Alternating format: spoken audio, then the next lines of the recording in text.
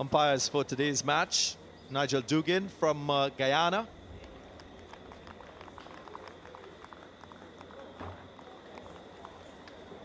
He's partnered with Patrick Gustad from Jamaica.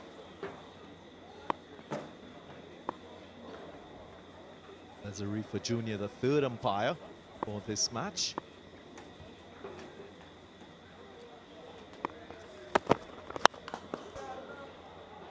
Not properly timed. Lendl Simmons already showing aggression, as you'd expect.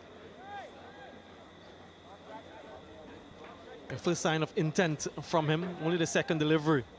His returns in the recently concluded series against South Africa, 22-47-3.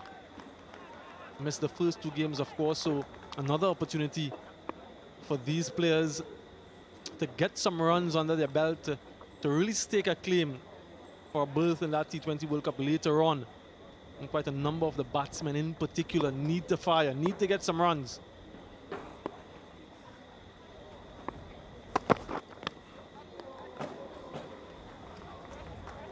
Angle from the left arm seam of Stark will be a challenge for Lendl Simmons. He struggled a bit in his career to left arm seamers.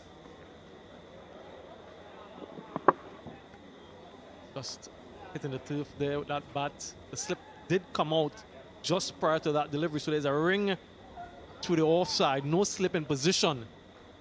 Just maybe looking for that in swing more than anything, Mitchell Stark.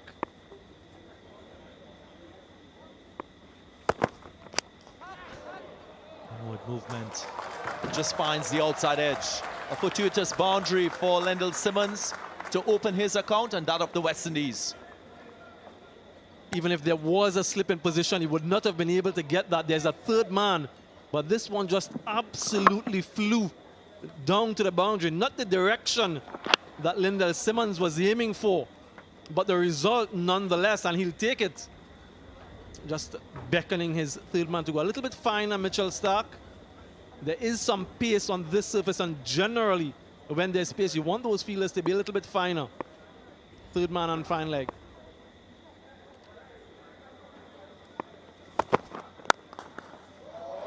Sweetly timed. Just caress this one through cover point. That should feel good for Lendl Simmons. And Mitchell Stark is still searching for that swing, which is not a bad plan. Lendl Simmons did try to overhit it and open the blade of the face on contact to get the gap. So a confident start for him with that shot. But you can see that Mitchell Stark is still trying to get an early wicket.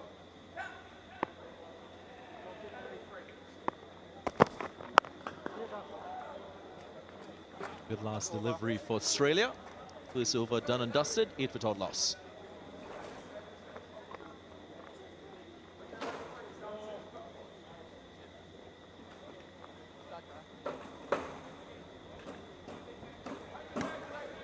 Powerful batting lineup by the West Indies, even in the absence of the regular captain, Kieron Pollard.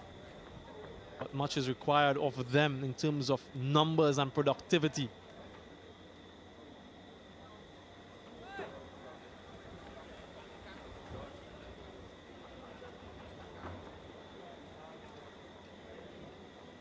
The 30-year-old Josh Hazelwood with partner Mitchell Stark with the new ball.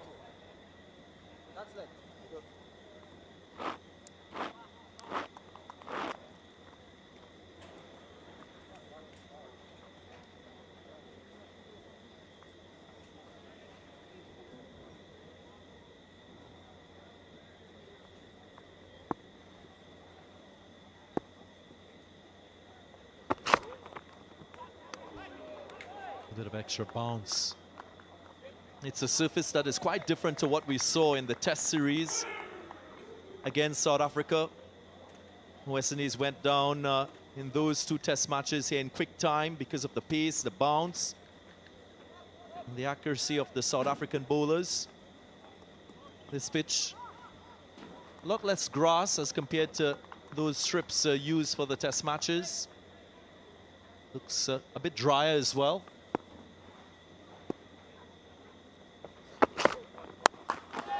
Goes for the pull. Doesn't time it properly, and he goes. First wicket for Australia. Evan Lewis goes without scoring.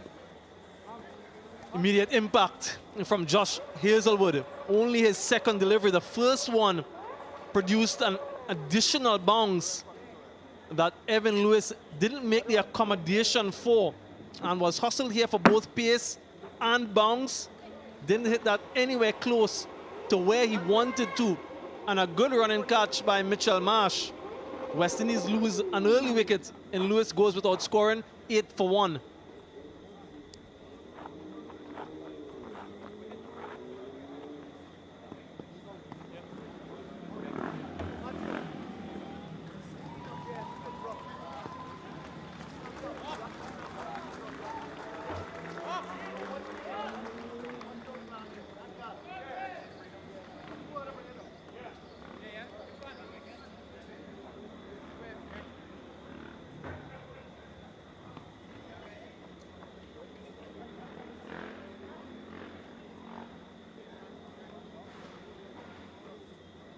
Undisputed king of T20 batting, Christopher Henry Gale, makes his way to the crease, playing a different role now in T20 cricket. Batting at number 3, not opening. But he comes here on the backdrop of an average series against South Africa. Only 56 runs from 4 innings.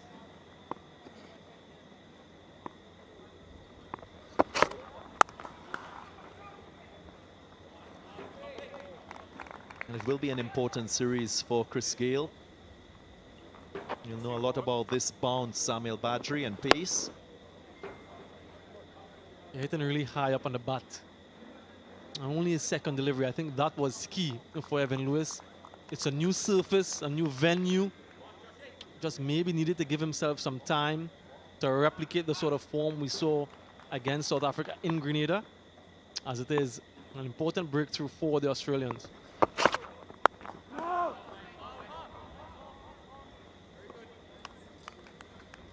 West Indies, from a batting perspective, they were quite good in the power play overs throughout that series against South Africa. They generally average 50 runs in the first 6 overs.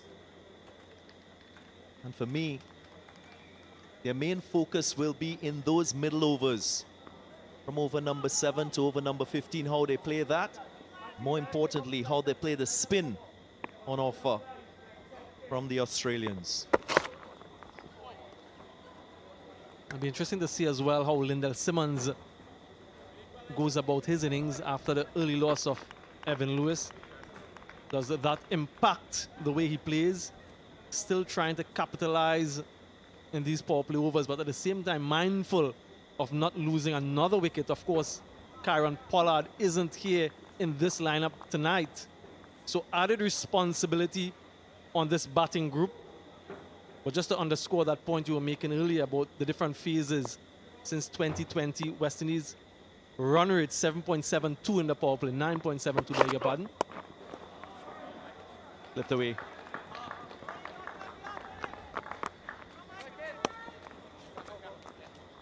Very tidy over. 2 overs gone. 9 for 1.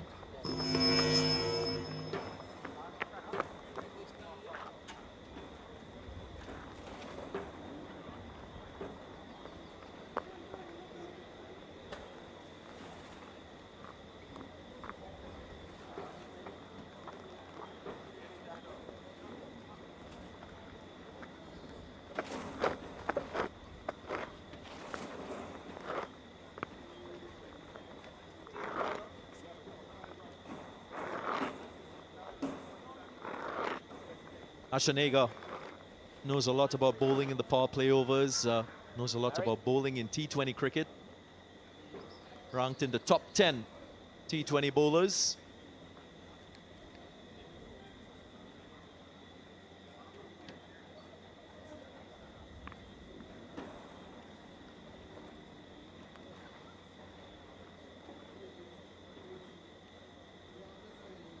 So immediately spin being employed by Aaron Finch in Australia.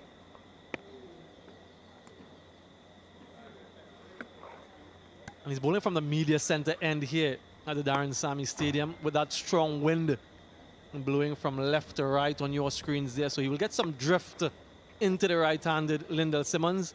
Generally bowls quickly in the power play.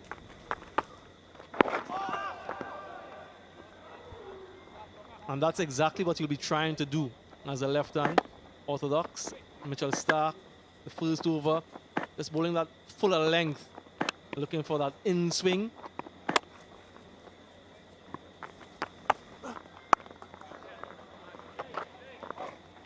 Misses out there, Lyndall Simmons.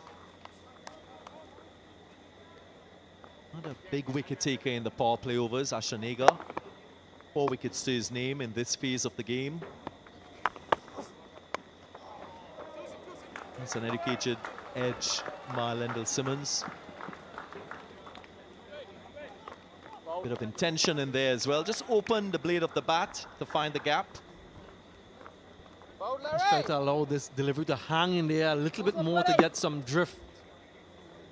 Ashanega. So some variations straight away. Oh, that's nice, Larry. And that one just holding on the surface. Darren Ganga was mentioning a little bit earlier about the cracks and perhaps the dry nature of it. And then Simmons playing far too early there. And Kelly Ambrose too was mentioning during the pitch report that he was a little bit surprised at how many cracks there were. Uncharacteristic really of this surface.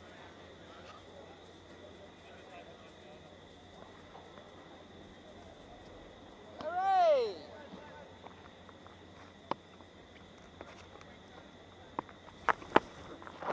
Get it! Simmons just expecting a bit of turn. This one just sliding on. Newness of this Kookaburra ball. Beaten Simmons for pace on that occasion.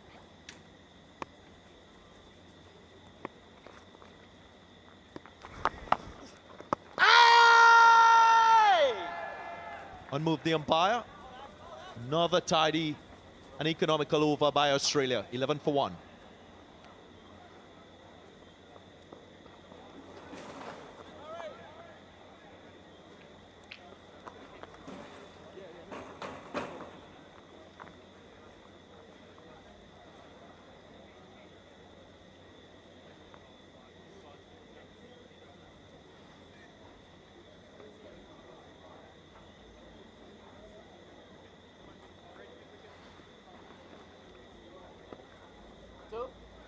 That's a shade back here. That's mid and leg. Hazelwood gets another over. A wicket and 1 run conceding in his first.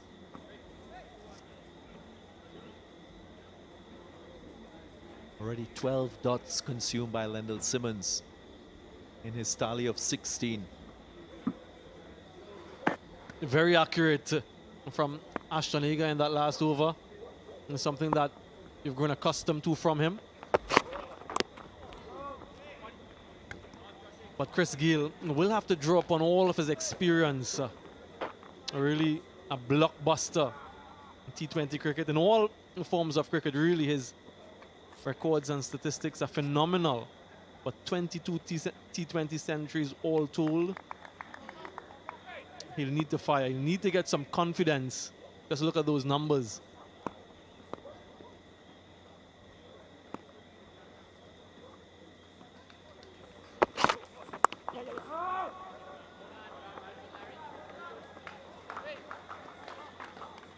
What we've seen recently from Chris Gayle is a little longer time to get himself in. Usually it takes around 10 deliveries to get settled, to assess the conditions and the opposition bowlers. Lot of runs in T20 cricket. Just a shy away from 14,000 runs in T20 cricket.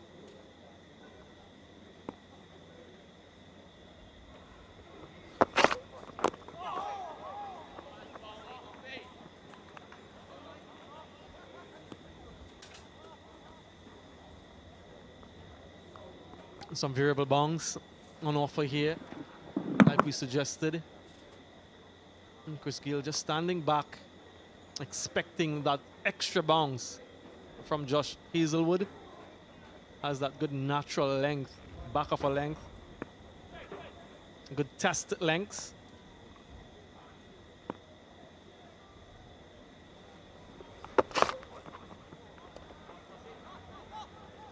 Very cautious start by the West Indies. You can sense the pressure. You can feel the intensity.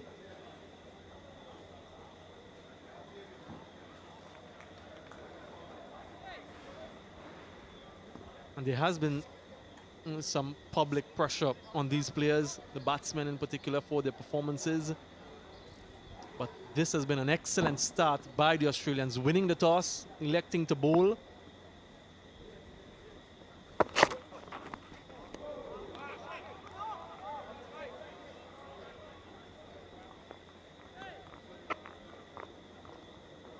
And these conditions here will be quite favorable to the Australians. They are used to conditions like this, some grass, some bounce. So they're very familiar with what is expected and required on surfaces like these.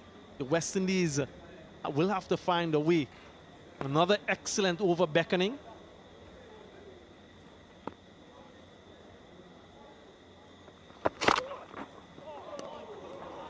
Another good testing delivery from Josh Hazelwood. Maiden over, 4 overs gone, 11 for 1.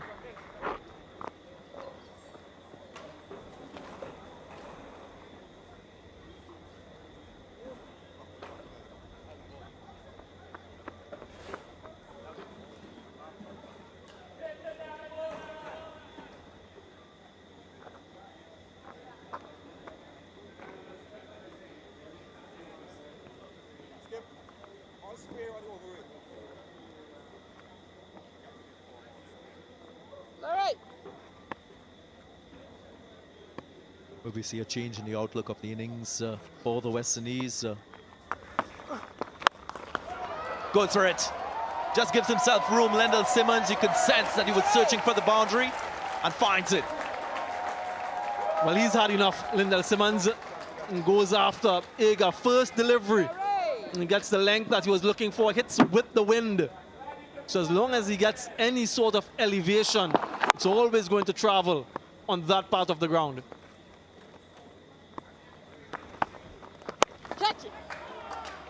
Tries to go again. Pressure on Agar. And Agar wouldn't mind this. He's bowling stump to stump. You miss, I hit. So if you want to score off me, take the risk.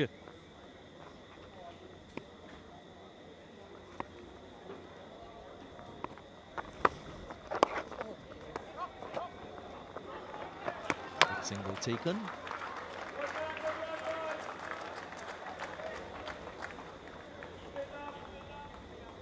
Something that they've been talking about, the West Indian team. Rotation of strike, reducing the dot ball count during the innings. And the more matches they play, that's certainly something that they will look to improve upon. Under some early pressure here.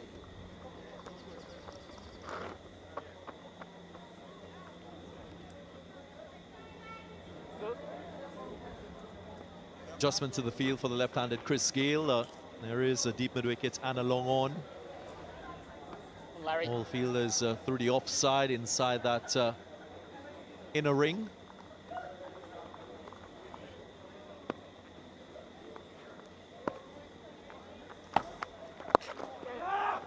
Bowling. Chris Gayle still not off the mark, so just sustaining some pressure here, Australia.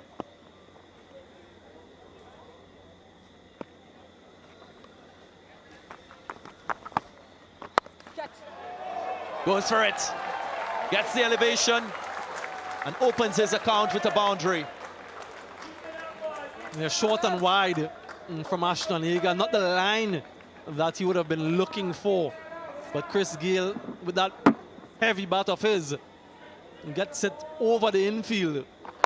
And once he does that at this venue, it's always going to be 4. So short, wide, punished.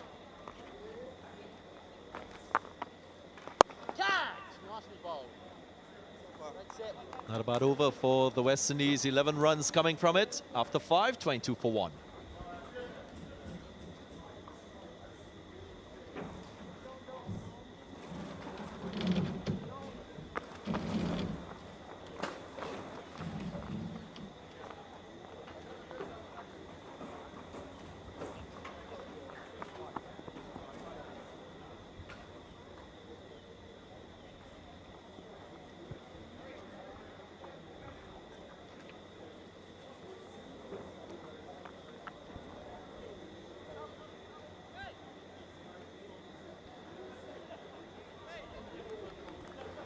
$22 for 1 if you just joined us. Australia won the toss, elected to field first.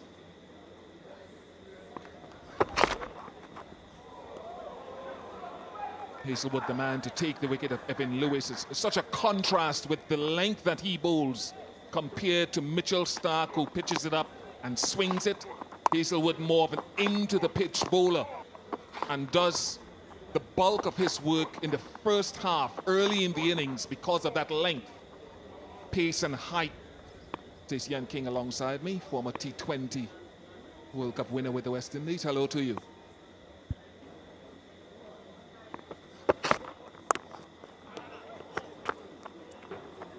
Hello, Bish. Hello to the viewers around the world. Bish, with his height of 6'5" make a difference to Hazelwood's bowling.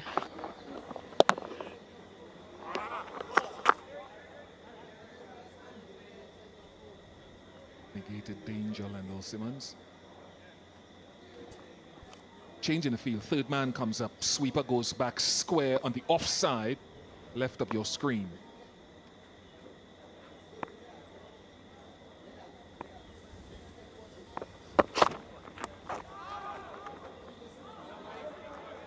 Yeah, he is a tall lad, Hazelwood. And he has been bowling that outside off stump line, that test wicket line, which has been, asking questions of West Indies batters.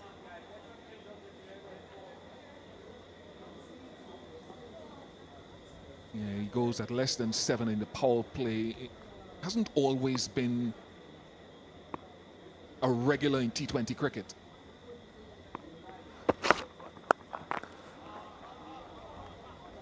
I think what he offers, and Mitchell Starc is no short dude himself, but Mitchell Starc swings the ball, so he pitches it up early, looks for swing. Hazelwood is not necessarily a swing bowler.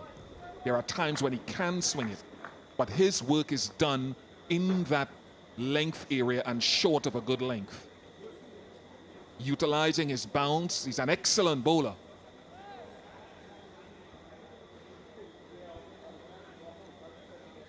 Starc, the southpaw.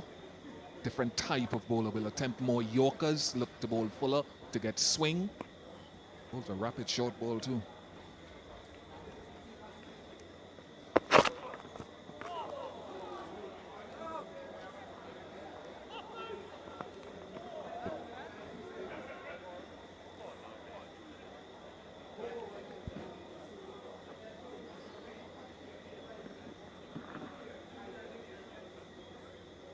The thing that, apart from the debate about it being called a wide, is the lack of bounce and carry compared to some deliveries that have gone before.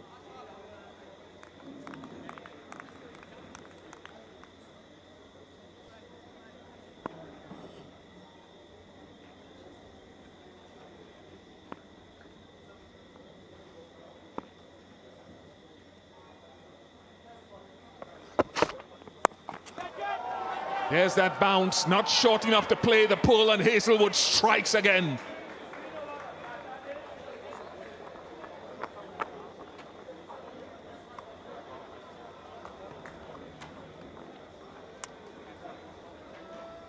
You're not getting in position here fast enough, Chris Gayle.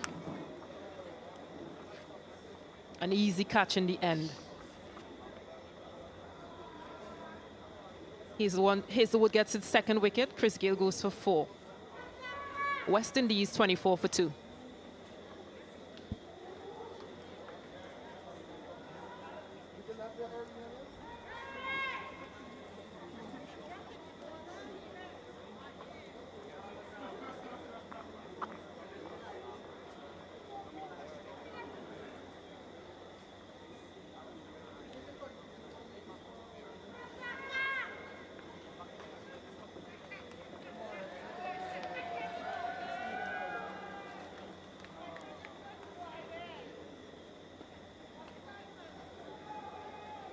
Under the spotlight, Shimron Hetmeyer has the backing of the captain of the squad.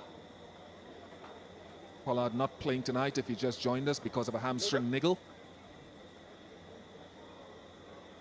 When we talk about wickets in T20 cricket, they hold their most value up front, not short enough to play that shot, I don't think. And Chris Gale's struggle continues, but Hazelwood with that consistent length or back of a length, brilliant.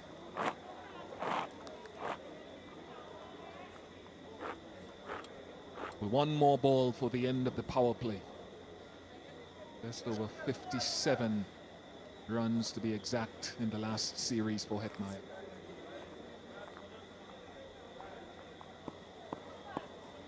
Slip in place.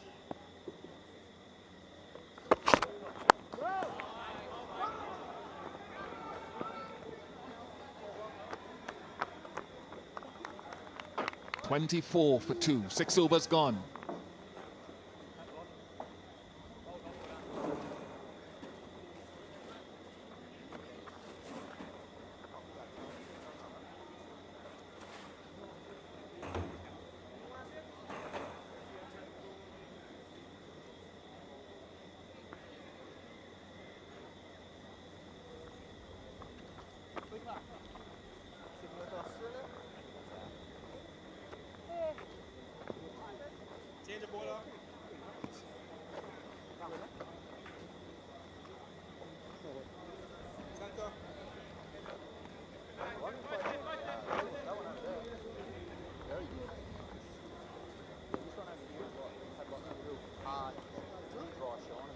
Karen Pollard in the dugout.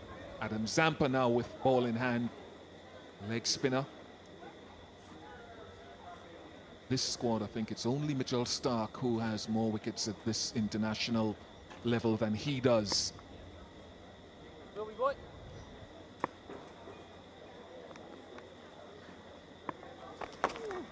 Oh, that's well bowled.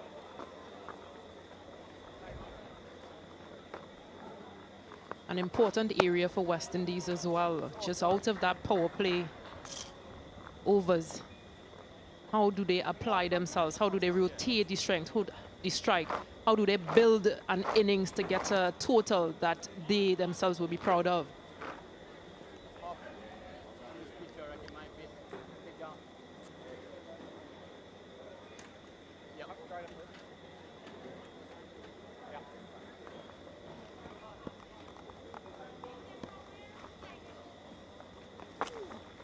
Oh, that is close. Off the mark straight away, Shimron Hetmeyer. Yeah, and it's what they do in between boundaries, as you've heard that discussion before. Scoring off more deliveries and not just relaxing or relying on boundary hitting.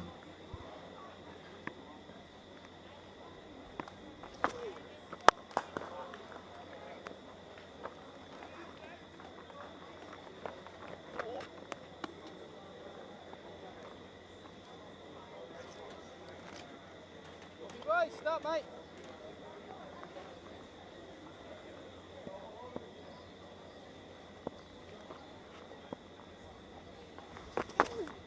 Hey! Pitching line. It's spun, so if you didn't pitch in line, it's Zampa was interested. Matthew Wade, not so much. Wondering whether it pitched outside. Leg stump. Touch and go, mate. Might have pitched on leg.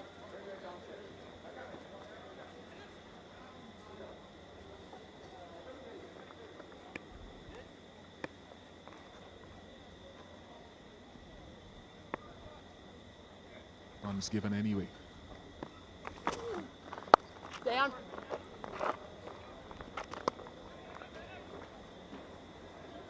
What's up, boy?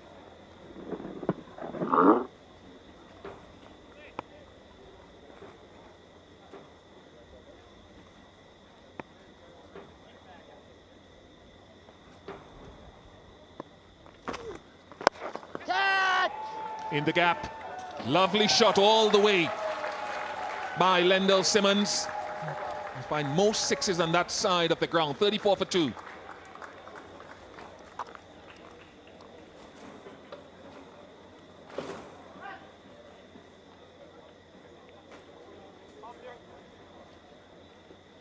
Nice strike.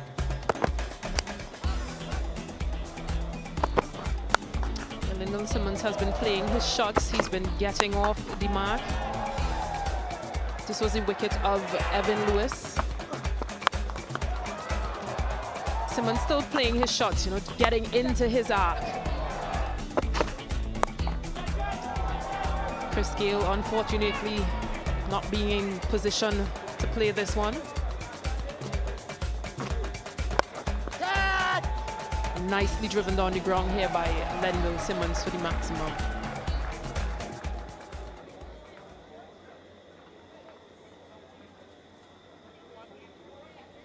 Mitch Marsh, for those in the Caribbean who may not know much about him, brother of Sean, older brother Sean Marsh, and his father, Jeff Swampy Marsh, who played during the era of myself and Sir Curtly Ambrose. Hasn't bowled a lot in T20 internationals in recent times. I think he's just bowled 1 over in the last 6 or 7 games that he's played, but has an integral role to play in this lineup with bat and ball.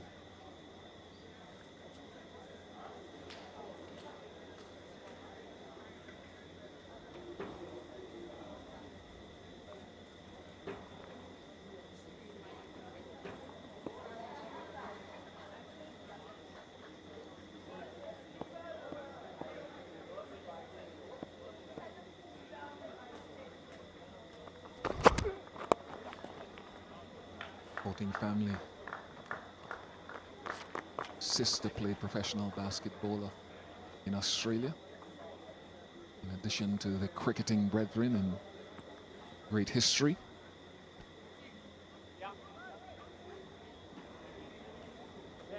Middle, leg, cover it.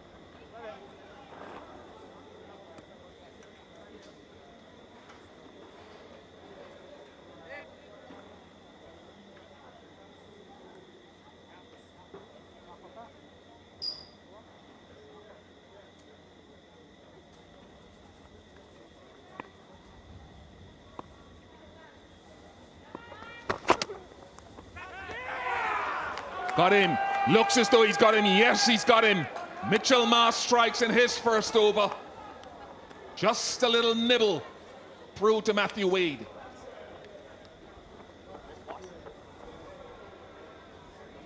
Yeah, Simmons will be disappointed with this one.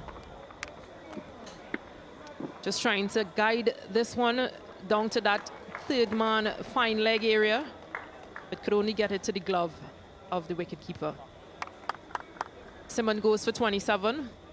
West Indies to the 5 for 3.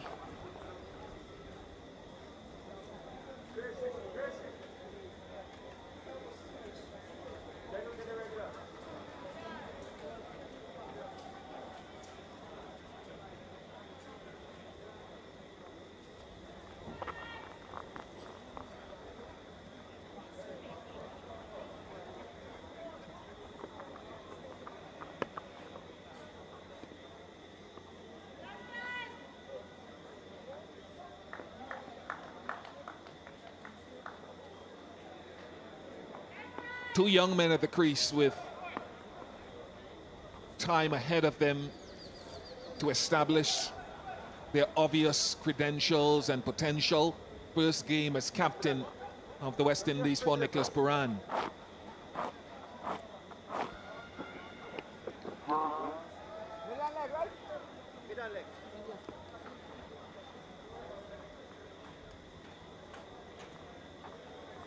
Bounce on this pitch is clearly a surface the fast bowlers will enjoy.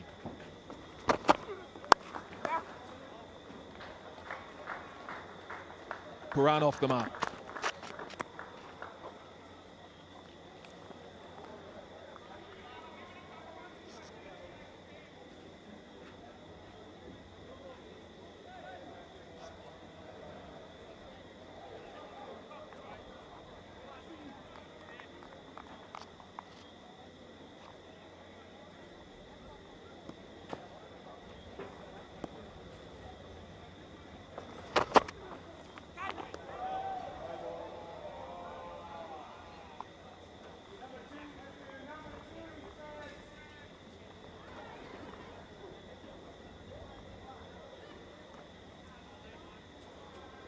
Yeah, this is the reason why Nicholas Puran is captaining in this game ahead of Pollard.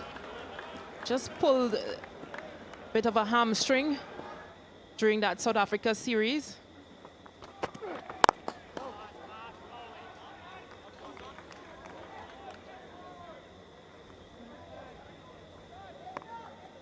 You wouldn't have enjoyed that power play. It was the West Indies' lowest power play since August 2019. 24 for 2.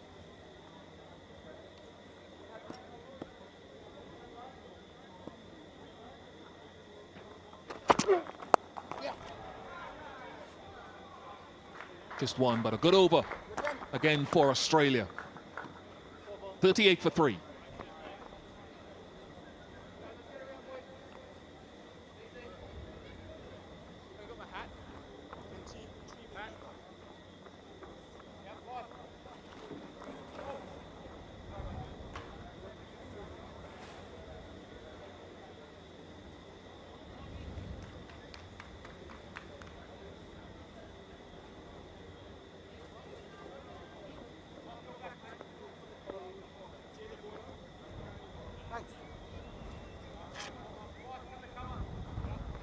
Middle.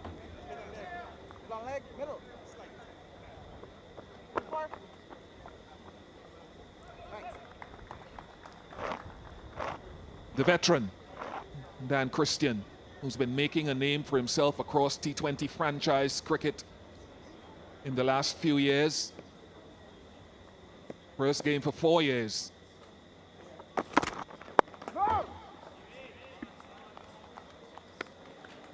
For Australia, that is, he will change pace, take pace off the ball, vary his bowling quite a lot.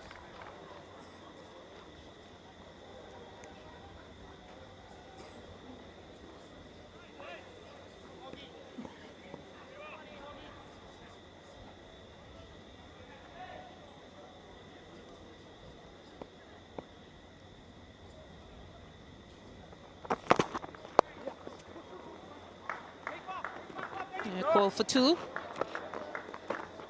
What will settle for 1?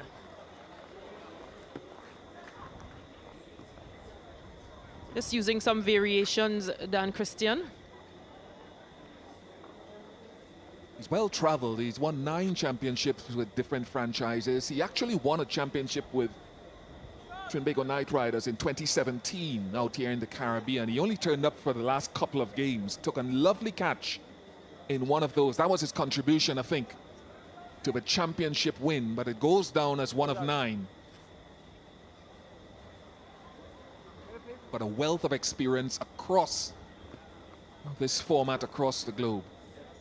Thank you.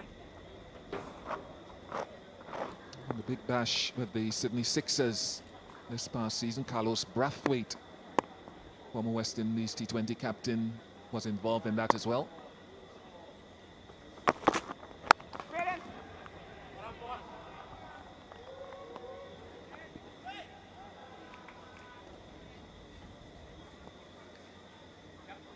How do they approach the batting, Stacey, from here, these 2 young men, Purana and Hetmyer? They're both fit young men. They can run between the wickets as well as, just play those paddle shots. Just try to rotate as much as possible during this period. They will have to find a way.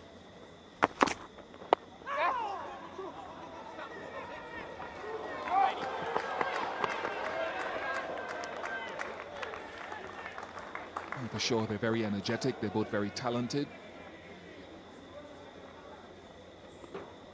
They'll be looking for their boundaries as well. And when we talk about that, the analysts around the world go crazy when they hear dot balls being talked about. But I think it's not just talking about rotation of strike and getting singles. It's scoring off of as many balls as possible, whether it's a single, a 2 or 3. Don't get a lot of those in this format. 3s, that is.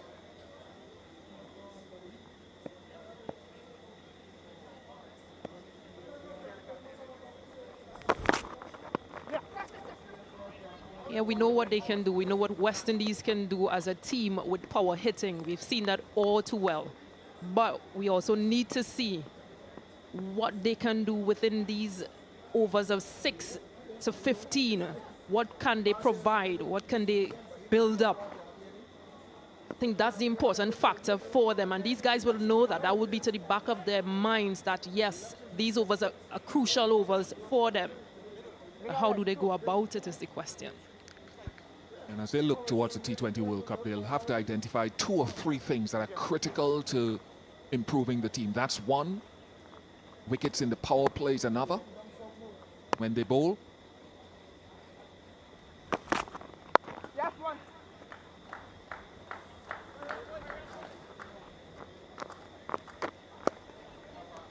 There's one more we'll talk about in the next over. 42 for 3, 9 overs gone. Great to be back in the lovely Eastern Caribbean island of St. Lucia, termed a holiday destination, and we know how that has been affected by the pandemic since early 2020. But we are so hopeful that things are opening up again across the world with the vaccines being rolled out, because people need to see the beauty of this island more and more.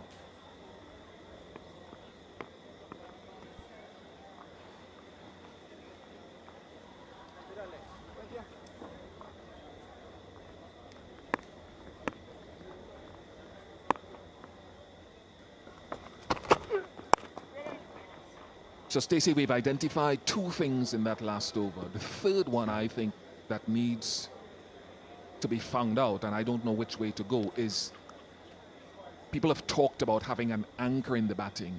I think if you look at who you think are favourites for the T20 World Cup this year, you'd have to say England. A full-strength Australia has to be another one. And then maybe you can throw in India, the West Indies. Okay, I'm not saying it's set in stone. How are you going to beat, let's say, an England or Australia? Is an anchor worthwhile? Do you need to change your personnel, or do you need the guys who are playing to do what they do better? Those are the key decisions.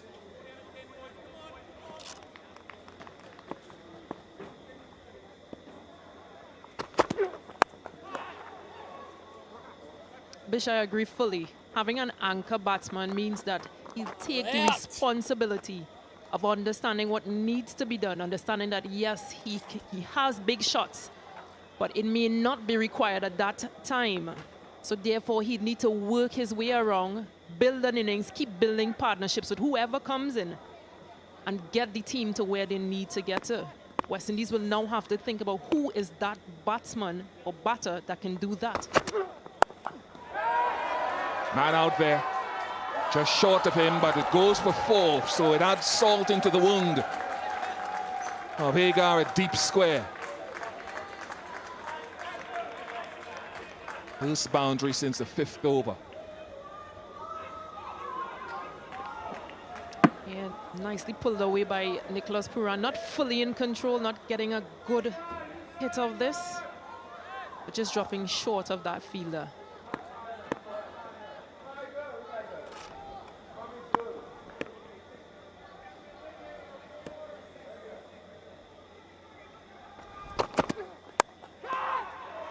That's gone for 4 as well.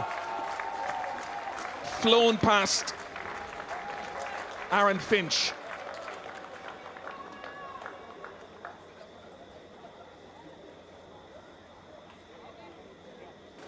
Yeah, just backing himself, Nicholas Pooran, to play his shots. Mitch Marsh may not mind this too much because he's getting him to play a bit airborne.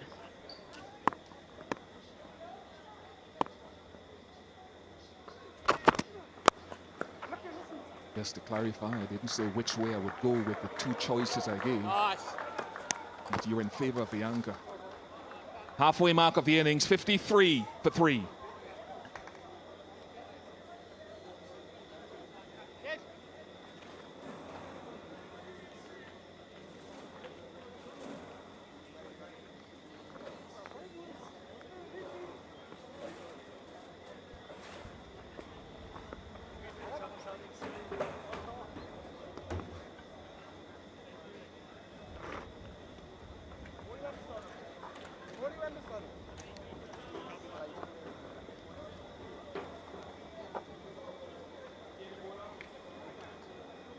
Graphic reflects the inconsistent scoring by the West Indies.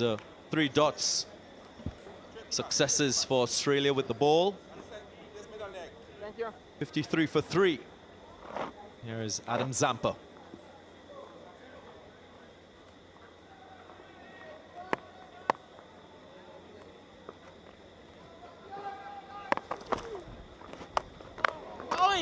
Went for it.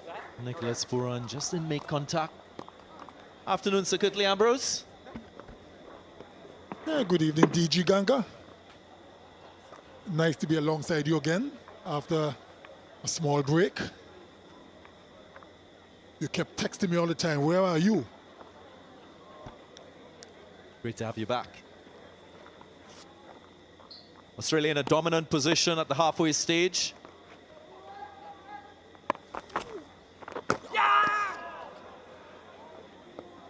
Another play and a miss. Puran just hanging back a bit, not picking the length on that occasion. And spin proving to be the nemesis here for the West Indies. Not a lot of turn, just kept its line. Thank you. Nicholas Puran, the captain for today, should have been forward.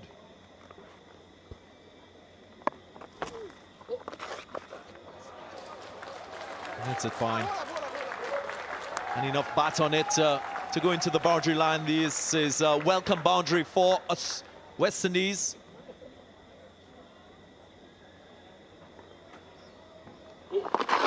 Just a gentle full toss on leg stump. So, hey! And of course, Nicholas Puran wasn't going to miss out.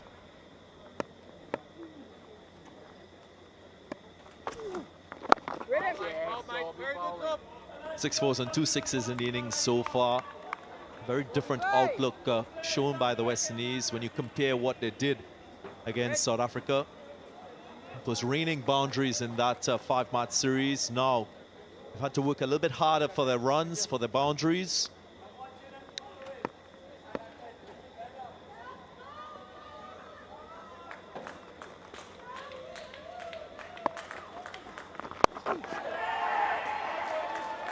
So quickly, is that because of the surface partly?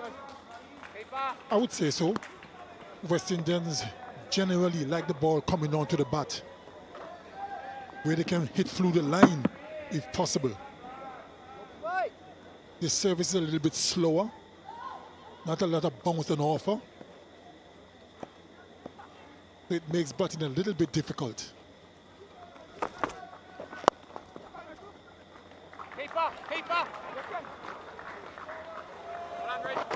Just a single to end the over.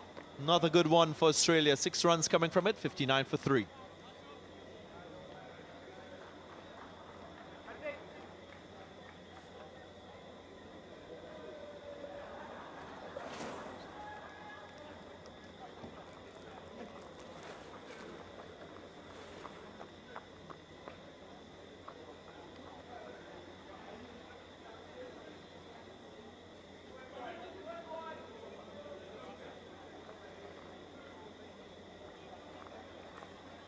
Sorry, mate. Maui's down. Okay, mate. 59 for 3. West Indies merchandise available for all the West Indian fans. You can shop and get your merchandise gear as the West Indies team continues its home series against Australia, to be followed by Pakistan. And then there's a upcoming ICC T20 World Cup.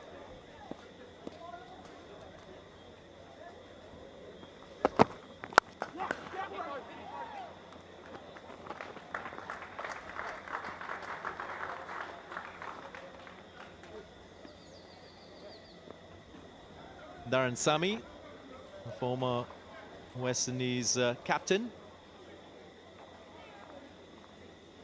two-time World Cup winner. This ground and facility named after him in his honor.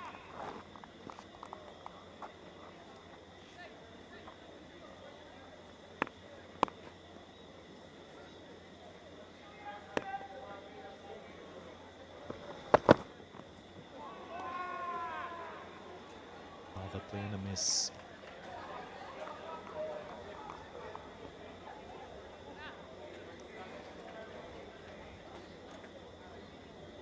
Mitchell Stark back in the attack. Of course, as quite rightly mentioned, Darren Sammy, former West Indies captain.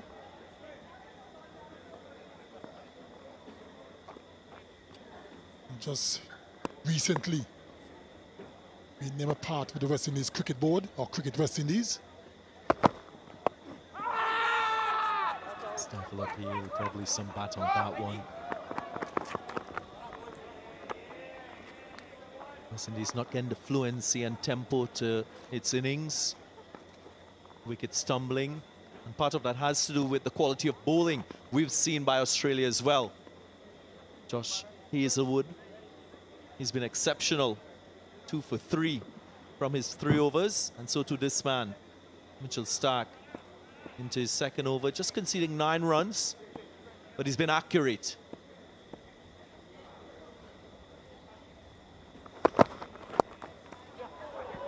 Sweetly timed in the gap. That flew off the bat and goes for 4.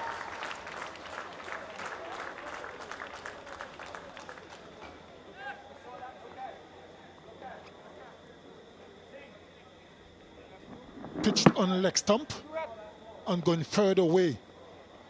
And Shimon Hetmeyer, just a little swivel. Didn't try to hit it too hard. And it flew away quite quickly.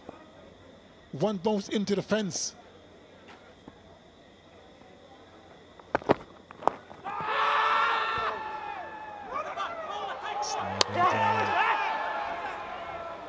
Well, there was a bit of a mix-up. The umpire will just check to ensure that Pooran is back in his crease. Copy that, Patrick.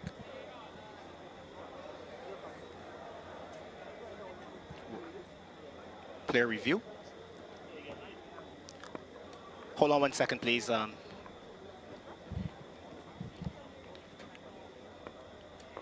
Yeah, I am. Here we go. Third umpire, television director. We've got a review for a run out. Let's start with best side on angle. There we go. Yeah, Patrick, he's short of his ground. The bat is out of the ground. I'm ready to make my decision for the big screen. Has to go, Nicholas Pooran, the captain. How soft a dismissal this is. Josh Philippe effecting the run out at the non-striker's end. And the West Indies lose another one. Pooran going for 17, 65 for 4.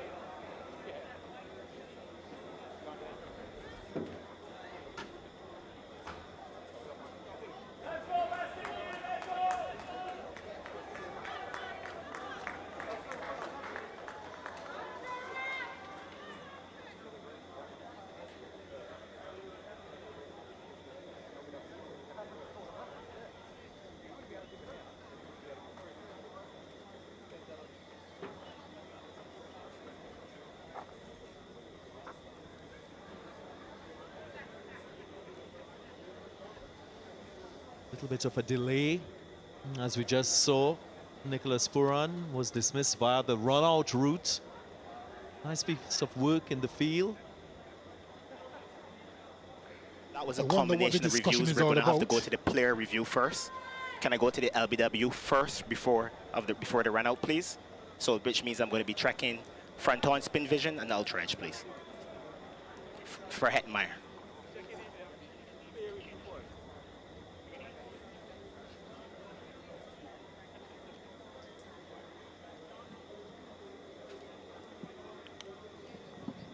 But it doesn't appear to be any bat. There doesn't appear to be any bat. I'm going to need ultra edge. Going to need ultra edge to confirm if there's any bat involved. Ultra edge coming up. There's a flat line, flat line, flat line. There's no bat involved. Can you move on to ball tracking, please?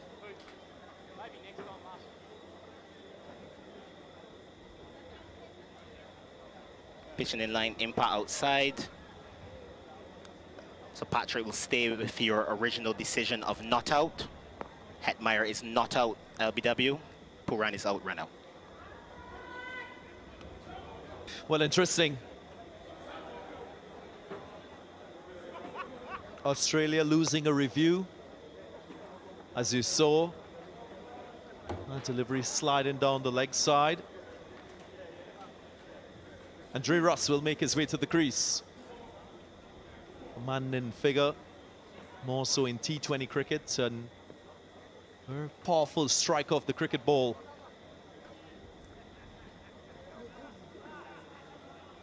The West Indies team certainly need him to draw on all his experience. They are in a spot of bother at the moment. And his contribution is going to be crucial, along with Shimon Hetmyer, who is there as well. Australia at the moment are quite comfortable with where they are.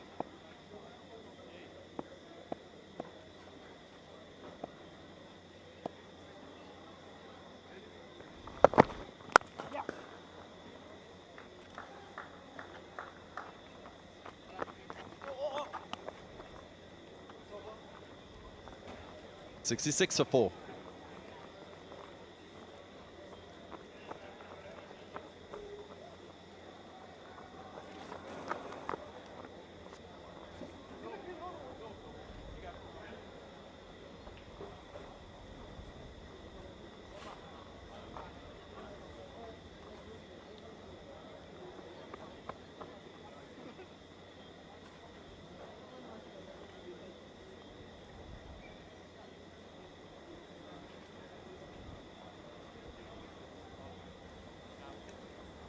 Nicholas Pooran was the last wicket to fall.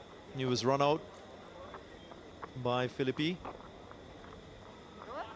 6 bowlers all proving to be effective for Australia. Hazelwood the standout. 2 wickets for 3 runs.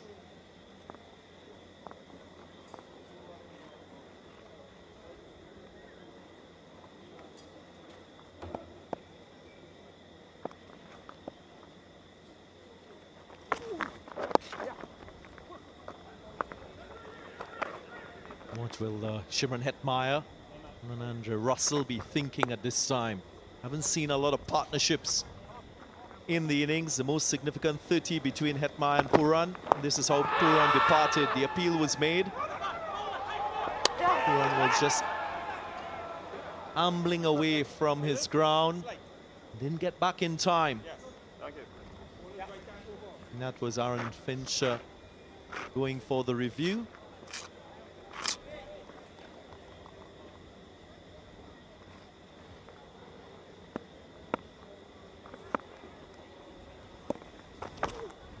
Oh, yes, Yogi.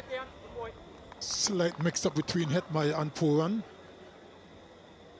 A bit of indecision between them both resulted in Pooran being run out.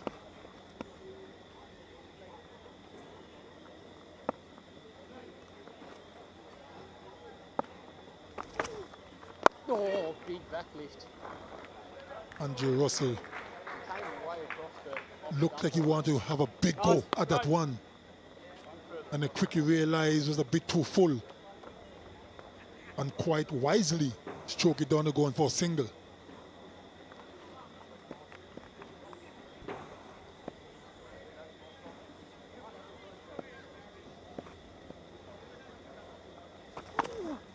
Oh, nicely bowled. Shimron Hetmyer has looked comfortable at the crease, very much in control of this innings we've seen from him so far. What we haven't seen recently from the West Indies is batsmen in that top 4, top 5 batting all the way to the end. That's powerful. That was hit quite firm and straight, and he gets 4. That's the way Andrew Russell plays. Whenever he get hold of it, it stays hit. Look at that, right in the arc. Good shot. Zampa thought for a split second, should I take the catch? But wisely pulled out of it. Oh, that is beautiful length. Good response from Zampa to the boundary in the previous delivery. 73 for 4.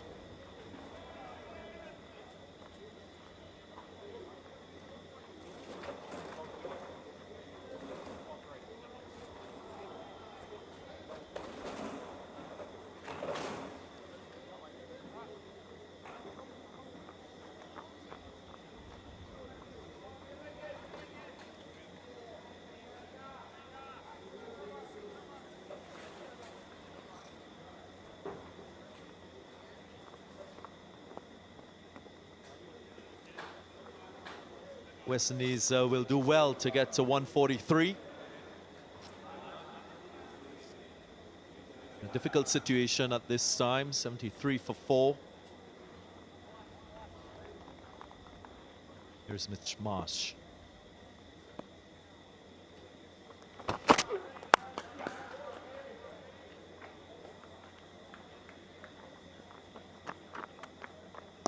The Australian bowling has been very good, led by Hazelwood. Really started the slide. Got a couple of crucial wickets. West Indies at this point are really struggling to score. They need to get a competitive total to challenge Australians. It can be done. Still got some good players to come.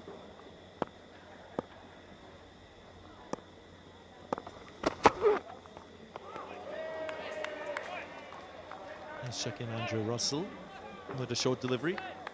So Kirtley, you've played against Australia many times. What I've encountered when playing against Australia, their average day on the field is very close to their best day. They maintain a high standard of play despite the 11 that is chosen for Australia across formats. A reflection of their high standard and quality of cricket. Here again, without some of their star performers, we're seeing a very dominant Australian team. That's one of their strong suits. Doesn't matter what field, what team they put onto the field. They always come with high quality cricket. They believe in themselves. And you'll have to beat them.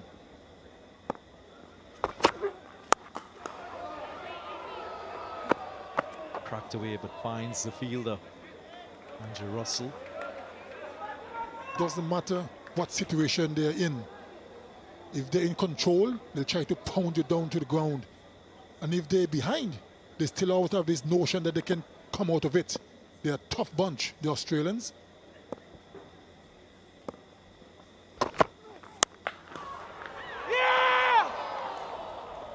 Just put down. He was struck firmly. Moses Henriques just couldn't hold on. What will the costs be? I thought for a split second that he had it.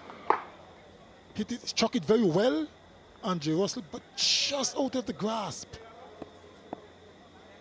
And is it going to be costly for the Australians? Such a dangerous player, Andrew Russell.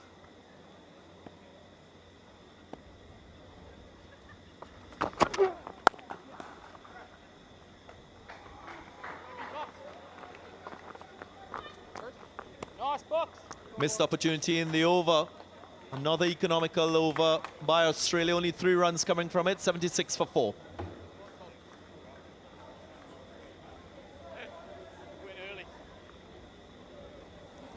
Couldn't see the ball come out from where you were.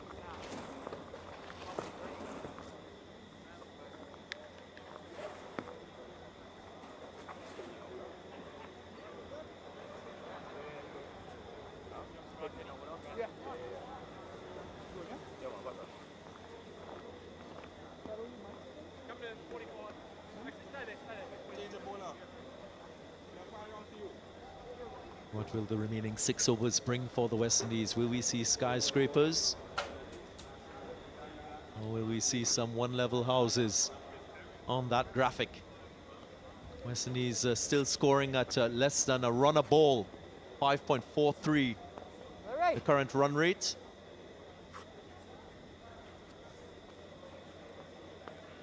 Ashton Agar into the attack. Well, back into the attack. That's where they bowled 2 overs, conceding 13 runs, which is pretty good. These remaining 6 overs is going to be crucial for both teams. Can Australia continue to keep it nice and tight? Can West Indies excel?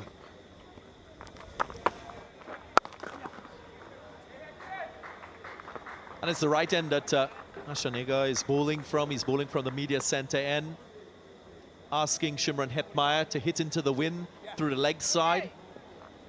If he wants to hit with any turn, haven't seen a lot of turn on offer from this pitch. Will we see Andre Russell use that strong wind blowing across the ground?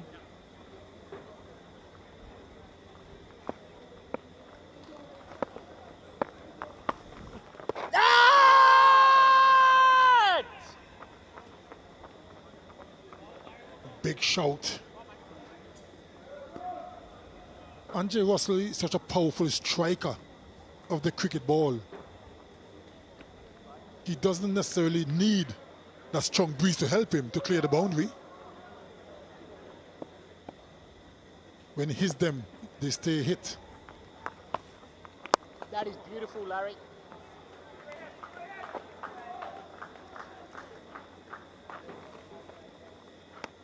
Hetmeyer just contented to rotate strike, batting with a clear focus.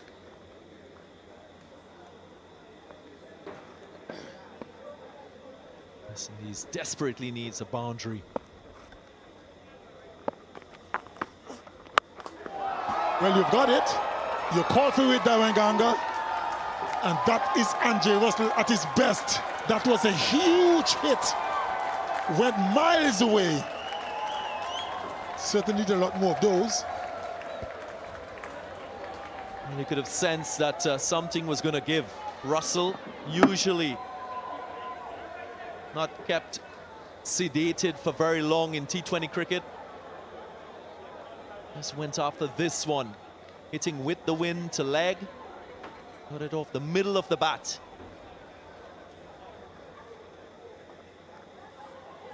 There, umpires looking for replacement ball. That one probably somewhere down in Rodney Bay. Close to the hotel we are staying, Darren Ganga. Haven't seen a lot of sixes in the innings, only 3 so far.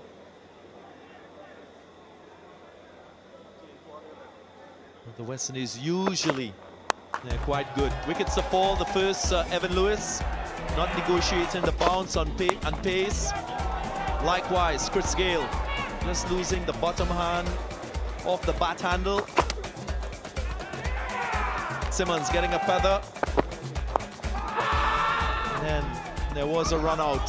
Good awareness by Felipe. And again, sounded really good off the bat. Consecutive sixes for Russell. And Agar is immediately under pressure. Back-to-back sixes.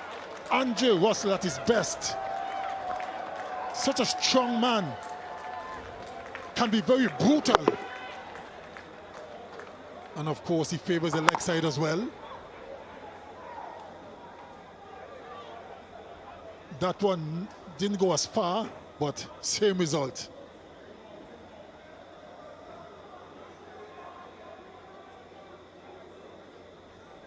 Doesn't have to worry Andre Russell about anything. He hasn't seen, we haven't seen a lot of turn on this pitch. That's why he can hit across the line like this. Just picked the right length on that occasion.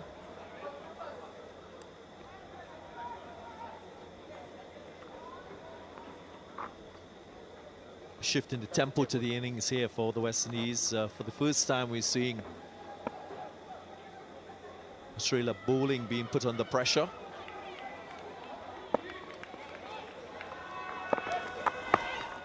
Bowling. Says he has enough, takes a single off the last delivery, an expensive over. 16 runs coming from it, 92 for 4.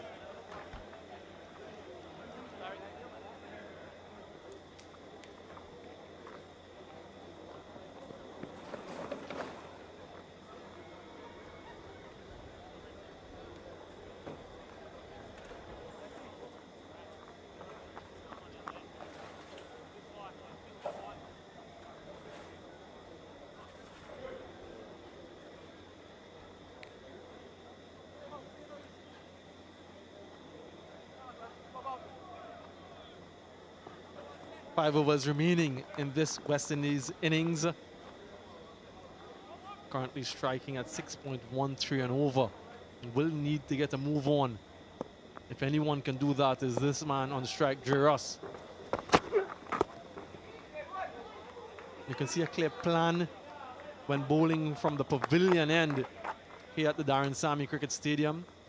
Because of that strong wind factor that blows across this ground, they will be asking the batsmen to hit into that wind more often than not.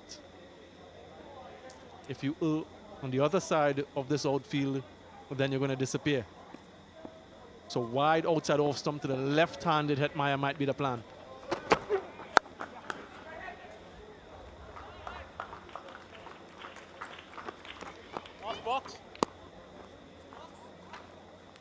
Good all-around bowling effort so far from the Australians, Ian Bishop. Particularly the seamers. It's a ground that is more amenable to seam than it is to spin. And we're seeing that play out here tonight so far.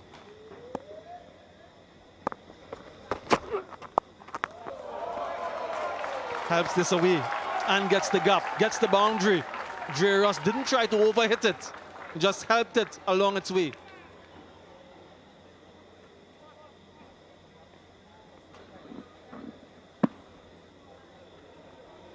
Yeah, Mitch Marsh followed him.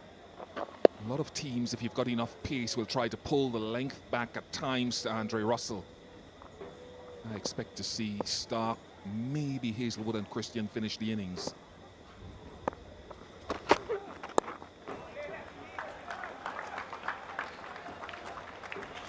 Clarity of planning here from the Australians. They did play 2 intra-squad games in the lead up to this first T20 international. These players would have made an assessment of the conditions on offer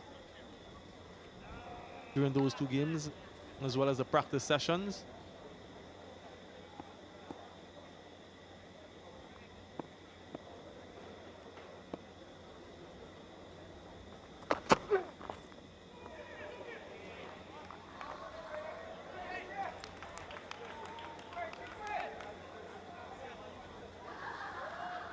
Shamron Hetmeyer, a very talented young player, hasn't really delivered consistently enough on the international stage, but very highly rated in these parts.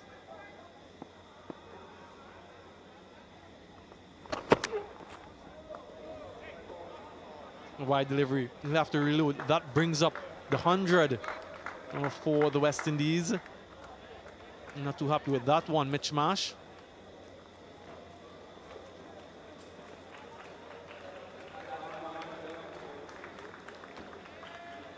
No bowler is ever happy to be wided.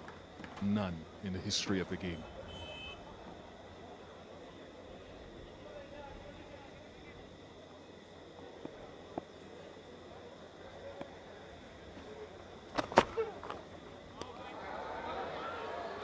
No question with that one.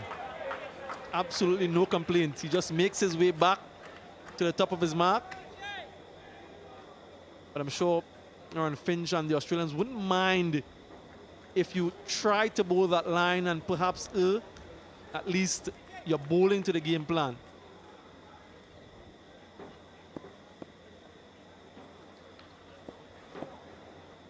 The problem will be if you try to overcompensate. Edge and taken. The plan does work in the end. Mitchell Stark completes a diving catch on another wicket for the Australians. Safe hands. He's got good hands, Mitchell Stark. It's just the discipline of bowling a consistent line. I'm not sure you would have fancied getting the catch there, but it's excellent consistency of bowling from Mitch Marsh. Hetmeyer goes less than a run a ball, 101 for 5.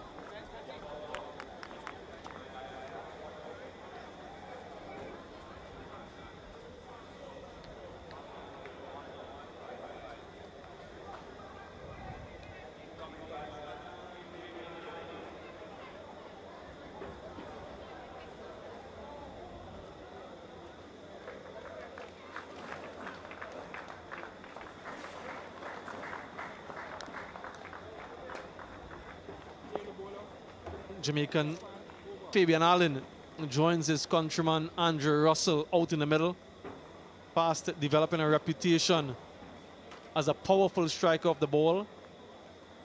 Struck at 197 during the death overs against South Africa recently. So full of confidence.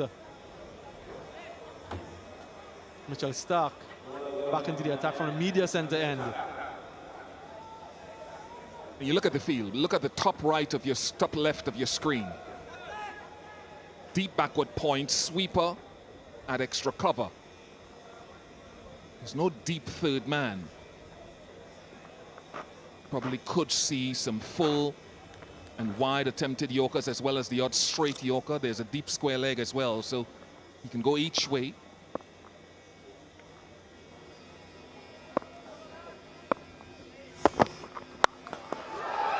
Goes down the ground. Andrew Russell gets enough on it.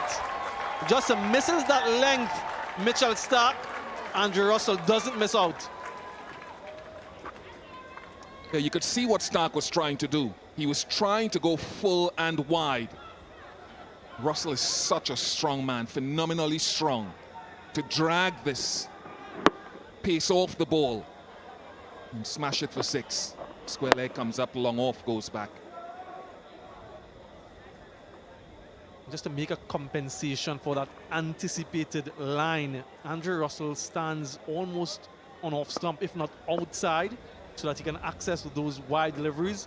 Just look at his stance.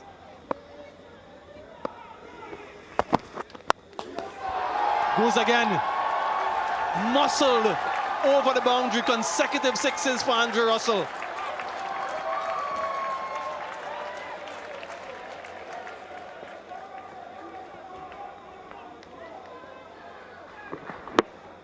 Missed his length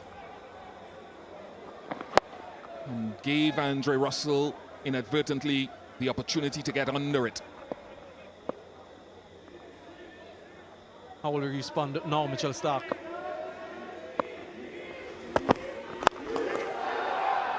Gets the length. Couldn't get under that one. And at pace as well. Good batting, good counter-attacking batting here from Russell. 37 from 18. They'll need him to be there at the very end.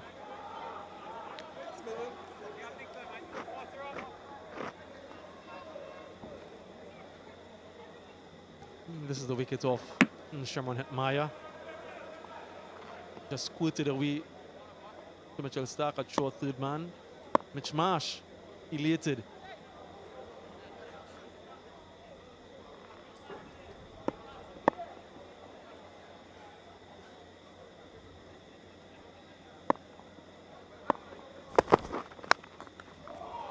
Edged away, fielder in the deep, does well. Adam Zampa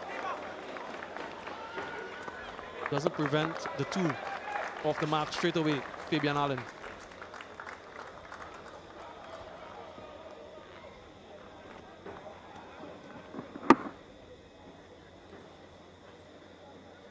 West Indies have traditionally done well at this stage of the innings, Ian Bishop.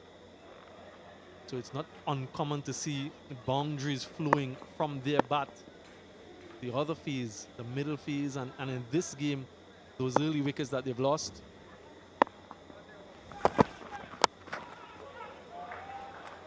I guess in many ways, they're still trying to find a way to get that total game in.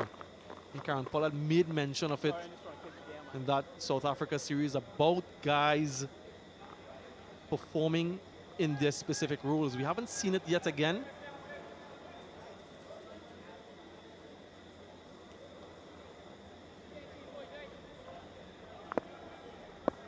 And for Australia, lots to find out about themselves. Maybe Josh Hazelwood from the next end.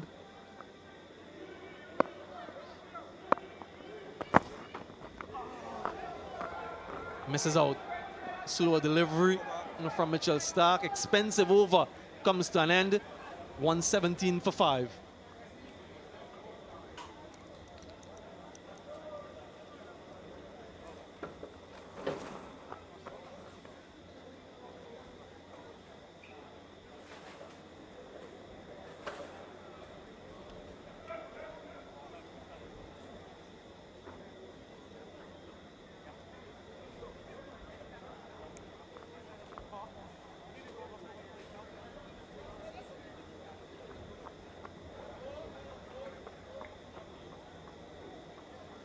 The intervention of Andrew Russell has changed the complexion of this game slightly. Still some 18 deliveries left. And if he can face the majority of those, then West Indies can get past that 150 mark. Dan Christian back into the attack from the pavilion end. Average first inning score here, remember, 154.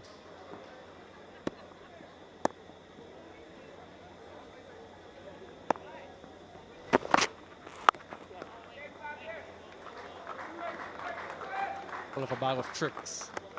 Dan Christian slow deliveries into the surface. Try to bowl full and wide as well. Maybe full and straight from that end.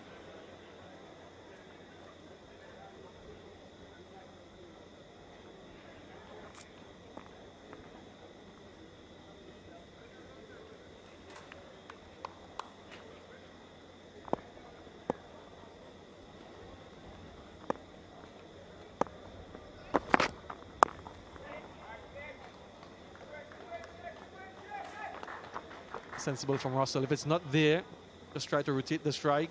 Interesting story I read about this man on screen, Dan Christian, and him texting the coach every time he did well in any series around the world in an attempt to make an international return, such as his passion to represent Australia. Really a T20 globe trotter, Dan Christian.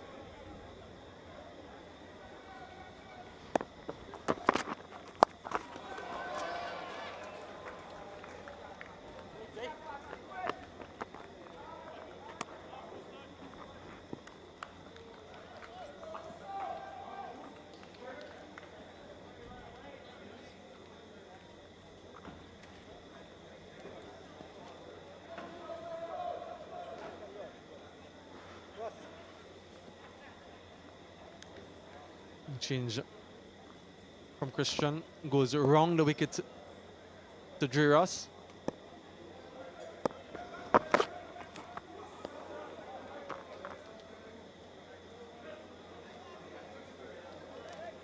think it's a fascinating game, T20 cricket, because with the advent of ball tracking and data, the game is evolving every year at a pace. And what you did 2 years ago or 3 years ago or 4 years ago as a bowler or a batsman, you can't just continue coming back with the same thing, because you're being analyzed to bits and pieces by a tremendous quota of analysts around the world. Drills it straight. Both of them left it for each other, and neither of them got it. Another boundary for Dre Russ. Disappointment for Dan Christian. Miscommunication.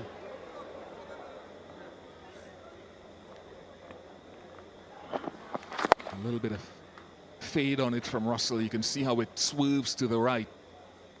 Someone needed to say mines. Maybe they both said mines, and then they both said not mines. They might have both said yours.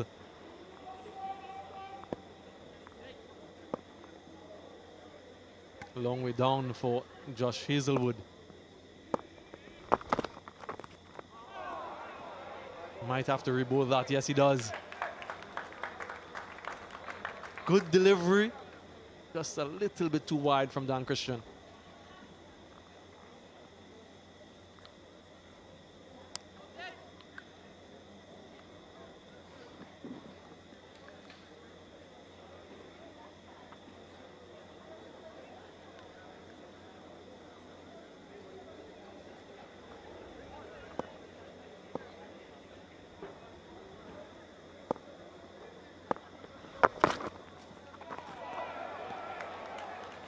Dot delivery to end. 8 runs from the over.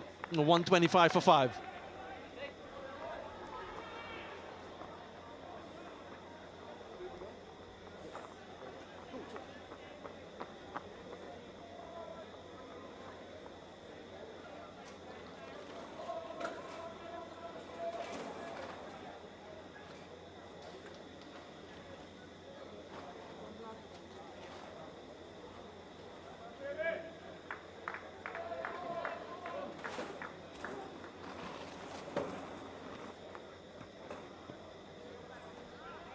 Can Fabian Allen replicate his power hitting in these final 2 overs?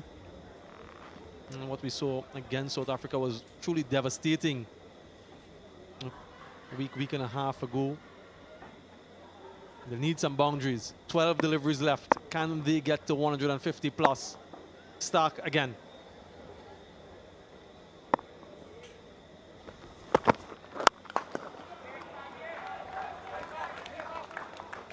Gets his length right, Mitchell Stark. And this is what we saw from Fabian Allen in Grenada.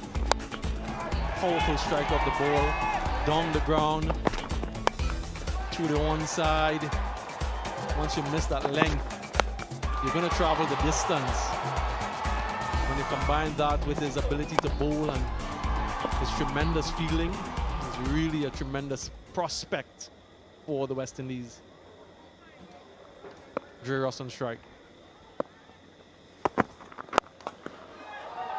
Didn't get hold of this one, Dre Russ.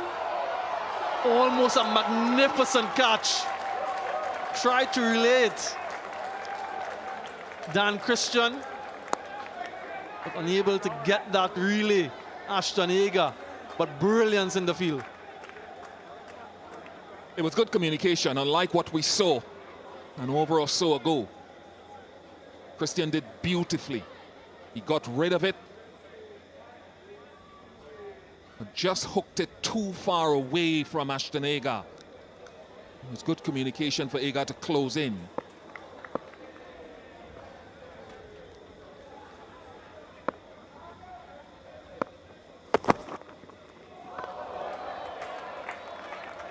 Good delivery. Uses that short delivery well to Dre Russ. Let's look at this effort. Running full tilt, full stretch dive, and the presence of mind to release it.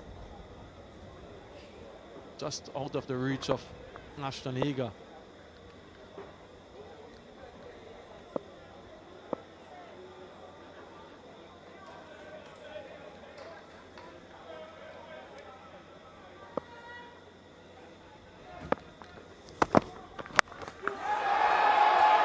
What a blow. A monumental blow from Andre Russell to bring up his first T20 international half century. And what a time to do so with the West Indies in trouble.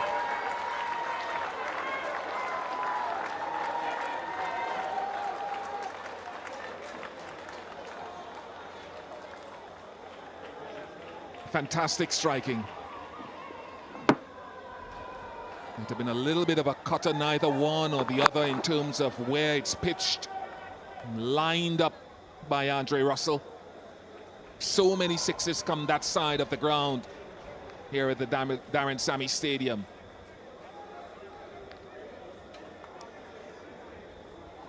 Every time the ball is hit in that direction, has to be replaced. Really powerful striking. 5 sixes for Dre Russ, along with 3 fours, beating his previous best of 47. So a pleasing welcome to form certainly at least in this first game from Russ. Mitchell Stark wrong the wicket now.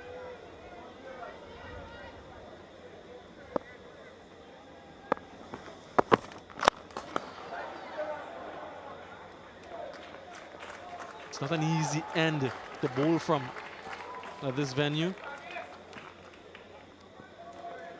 The right-handers hitting with the wind. And this is Russ. Brutal, muscular,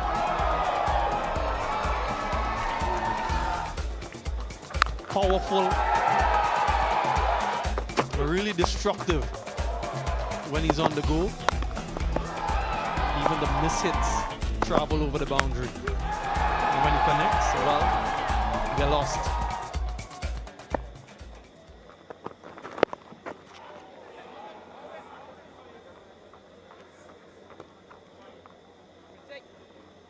Just a leg by to end the over.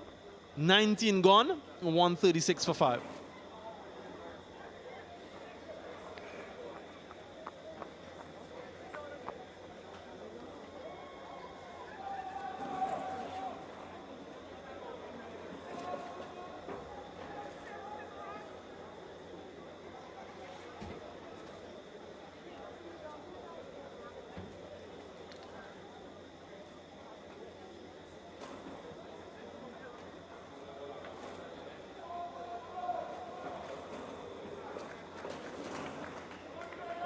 Final over coming up in the West Indies innings.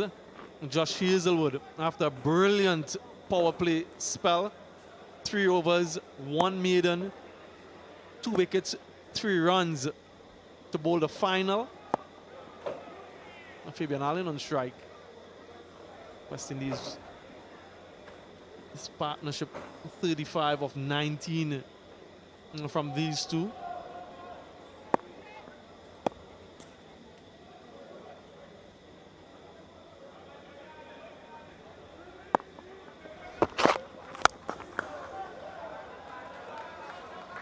Nice Yorker from Josh Hazelwood. He'll bowl a different length from what he operates with in the power play, where he goes hard into the pitch length and short of a length.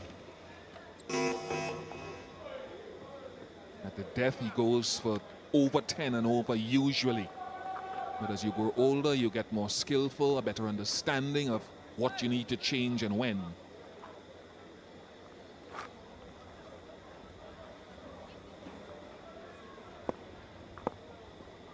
Deep in his crease, Russell. Played on. Gets another wicket. Josh Hazelwood. And what a match he's having. Dismisses the dangerous Andrew Russell.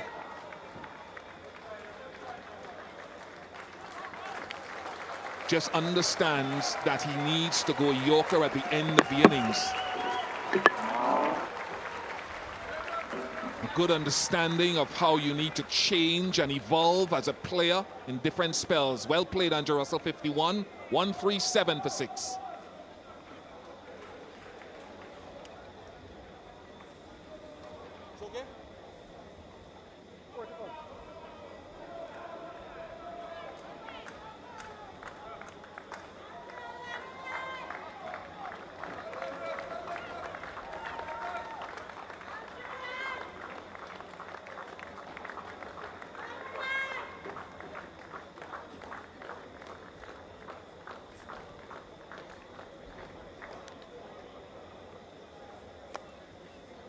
New batsman for the West Indies, the very experienced Dwayne Bravo.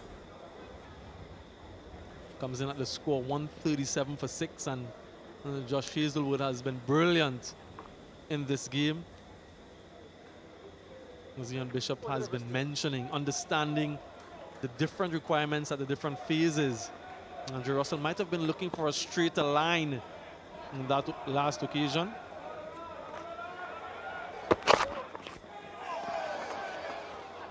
Swing and a miss.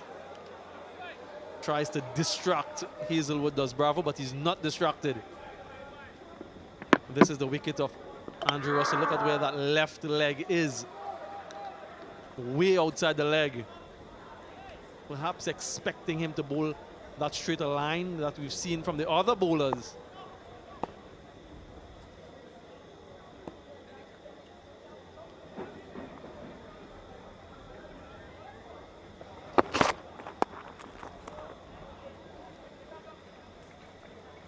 gets off strike. Doesn't even try to look for two, which is good so that Fabian Allen can face perhaps the final two deliveries.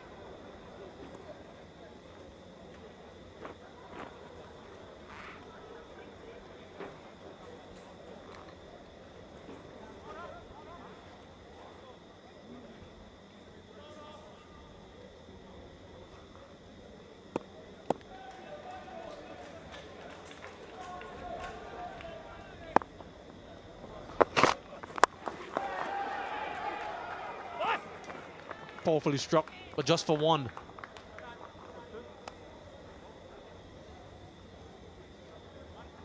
Been good from the seamers, Mitch Marsh.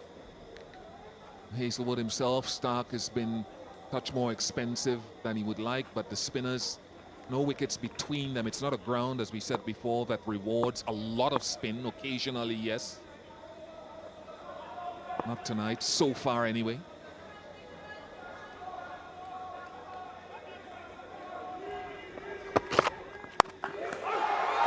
Does he get hold of it? Bravo. You bet he does. Finishes off the innings in style. And gets that maximum. Appreciated by the sprinkling of supporters who are in. 145 for 6 they will end. And perhaps the only bad delivery from Hazelwood disappears against the wind, even with that strong breeze here. Maybe kicking himself a little bit, Hazelwood, for deliberately trying to go short at Dwayne Bravo instead of going for the Yorker, but he said enough for the West Indies to work with. Into the left-handers. We'll search for that full length early on. No! No!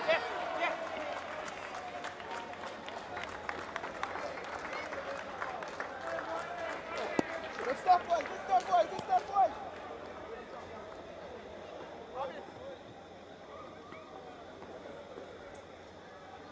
What the West Indian bowlers will be hoping for is the early wicket of Aaron Finch.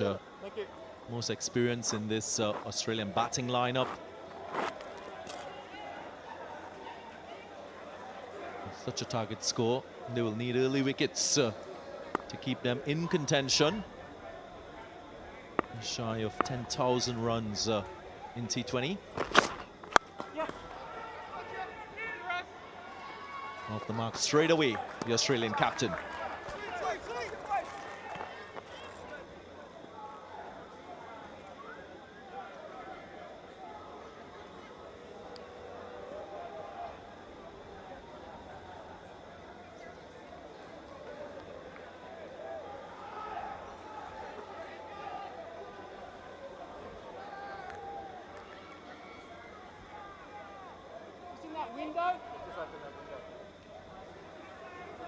Should see Mitch Marsh at number 3 for Australia.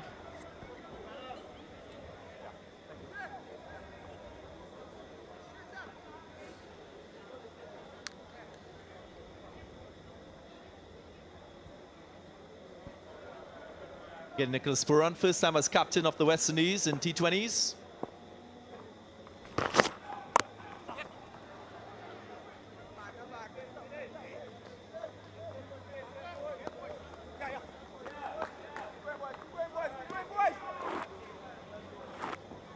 A good rotation of the strike by Australia.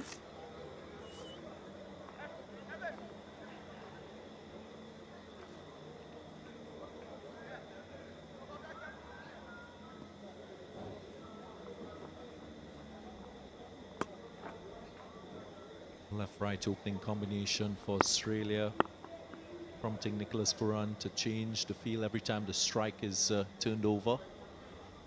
Could be frustrating for a bowler when this happens every delivery.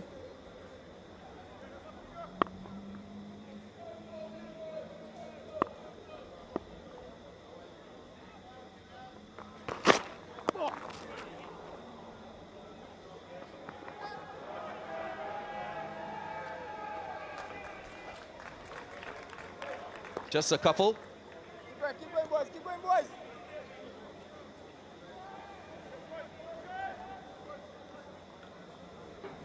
Yeah, full length delivery here.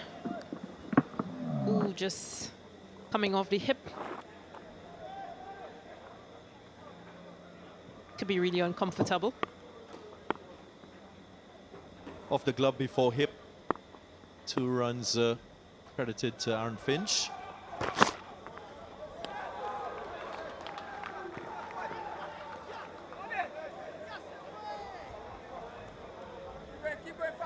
What the West Indies will also know is that Aaron Finch is one of those T20 players. If he gets in, he can go quite deep back throughout the innings. And he's got 2 T20 international centuries to his name.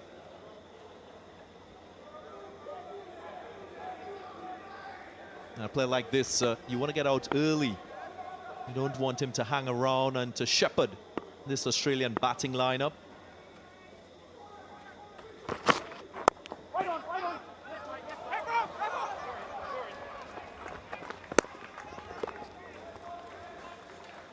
Single to end the over. 8 without loss.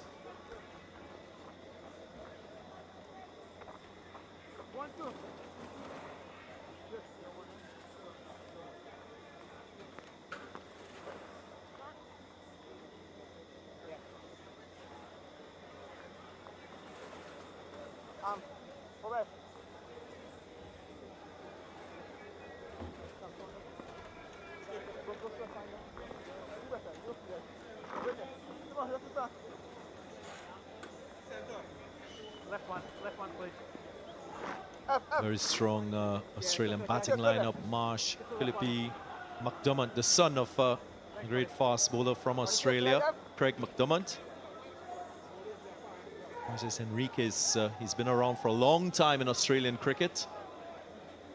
Consistent performer with bat and ball. We haven't seen him with the ball in this first match.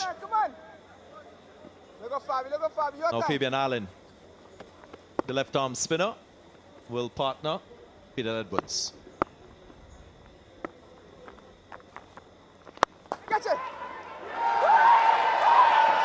First wicket.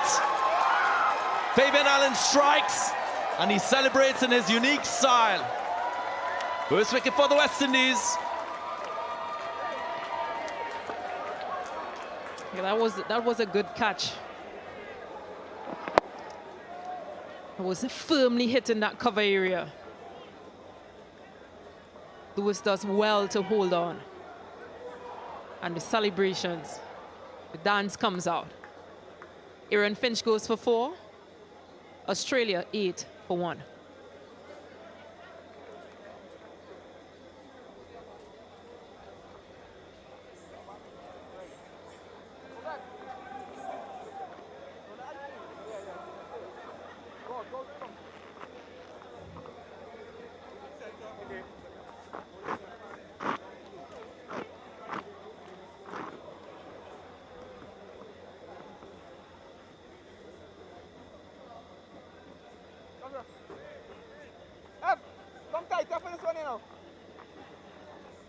Mitch Marsh, as expected, at number 3, and he's here because of the fall of his captain, Aaron Finch.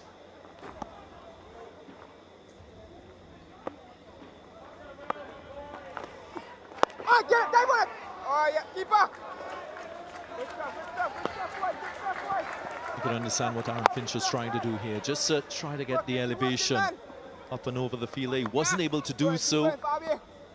That was struck right or left of Evan Lewis. Surely would have gotten a boundary. Run it down, here, done. Just stop that.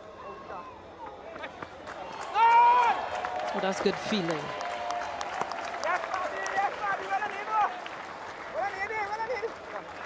This is what you want as a bowler. In the event that the ball does go through that gap, this is the kind of feeling that you want to see from your fielder. That's good work by Hayden Walsh Jr. Catch him! 1. Just happy to work the ball around. Doesn't strike well against left-arm spinners in T20 cricket. Mitch Marsh. Strike rate of 99 against this particular style of bowler. Yeah.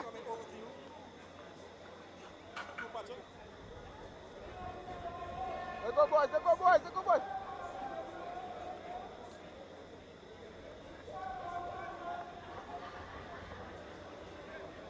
Just weighing a sleeve on that right. All right.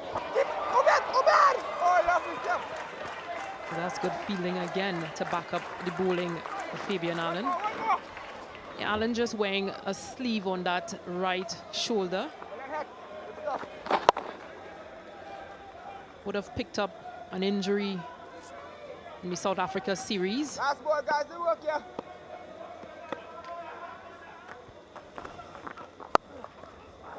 Cut away, again in the gap.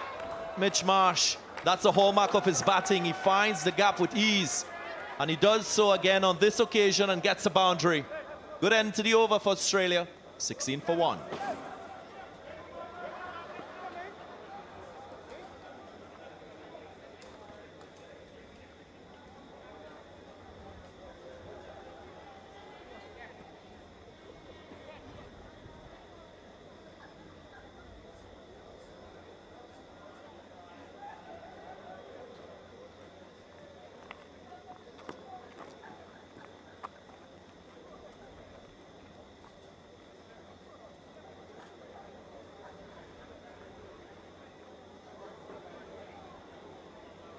How will this scorecard look at the end of 20 overs, if so much?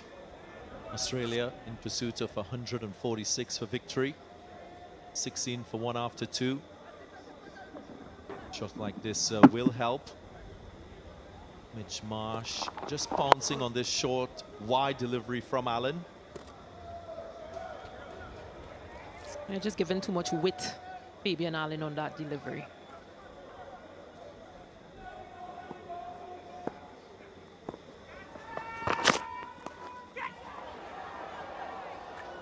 Went after it.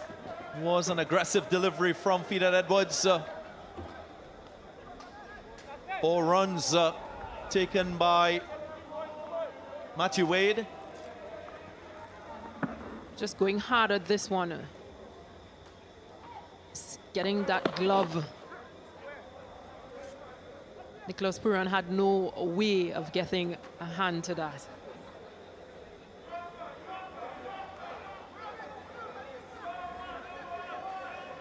Now a change in the field. From that one stroke, Nicholas Pooran takes a slip out. There is a short fine leg. There is a deep backward square. Will Edwards go short again?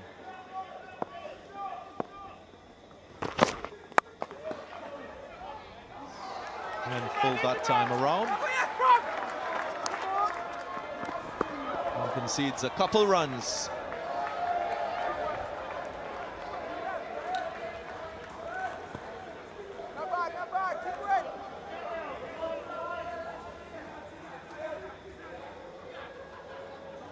Yeah, possibly a better throw may have.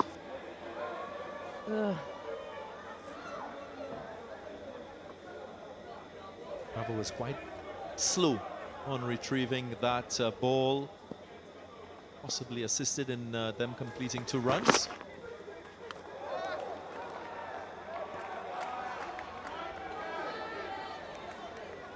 Just too high on that occasion. West Indies want to be a little more controlled. And they've gone full, they've gone short.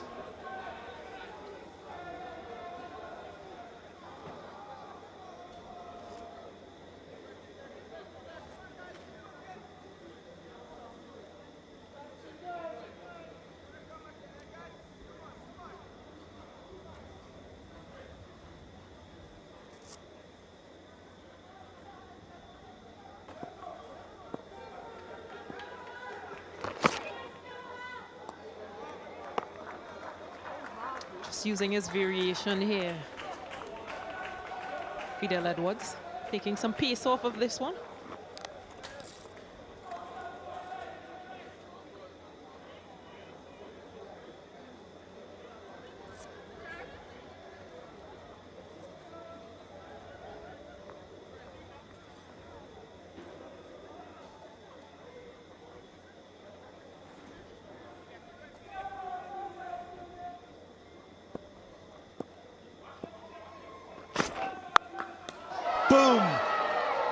Out the park, off the middle of the bat. Goes high into the night sky, goes for 6.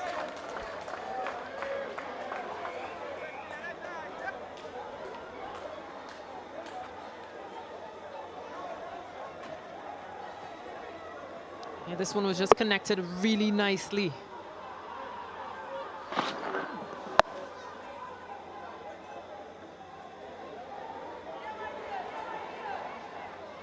Just another lost ball here, Darren. West Indies struck us 8 sixes in their innings. The 6 that for Australia.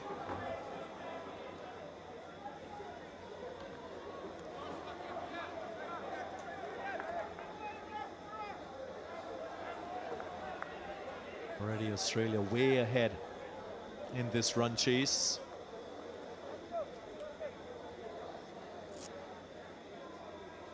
Right, how does Fidel Edwards respond?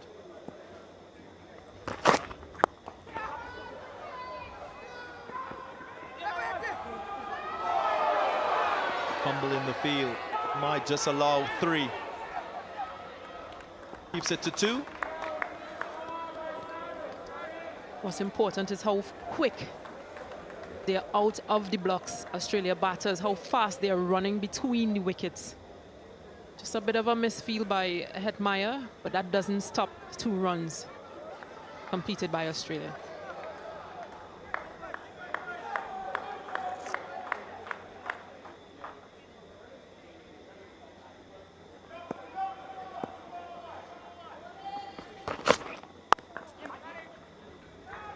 Excellent balance to his play. Matthew Wade doesn't look for the big shot, just turns the strike over. Ends a productive over for Australia. 16 runs coming from it, 32 for 1.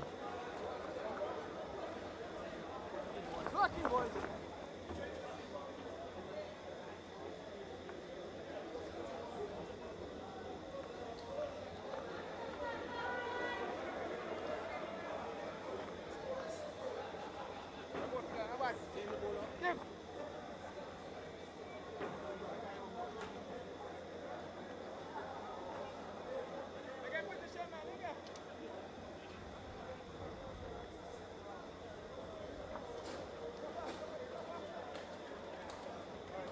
114 more required by Australia if they are to win this one. 24 runs, the partnership between Matthew Wade and Mitch Marsh. Nicholas Pooran ringing in the changes. Andre Russell for the first time in the innings.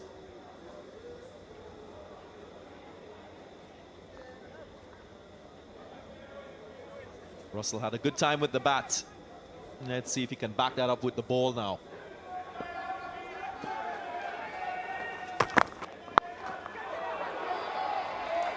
Goes all the way. Struck that firmly. And it's hitting into the wind. But he still had the power to get a maximum.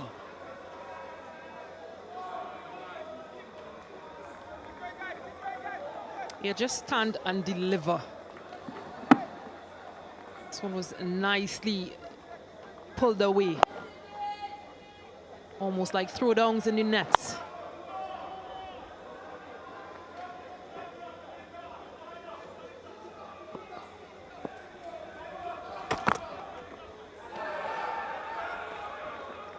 And short again, Andrew Russell. Matthew Wade at a moment was thinking about the wide.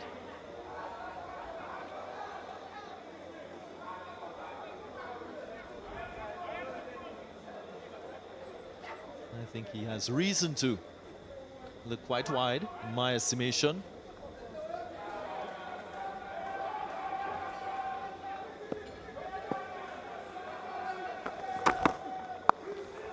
Goes again. This time a bit squarer. He's manipulating the field to good effect. 2 sixes in the over already.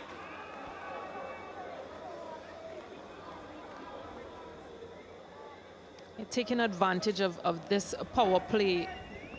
Just 2 fielders outside. but still able to beat that fielder backward square. Not quite sure that's the length to be bowling on this surface. If you look at what Josh Hazelwood did in his spell, well, just on that good length, short of a good length, on and about that off stump. A challenge majority of the West Indian batsmen.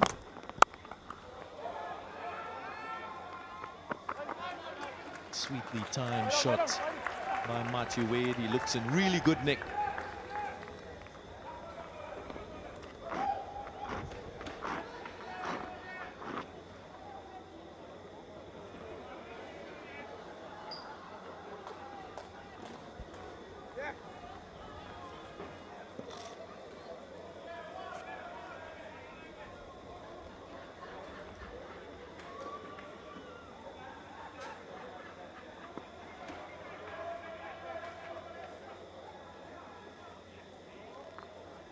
Partnership of 37 from 16 between these two.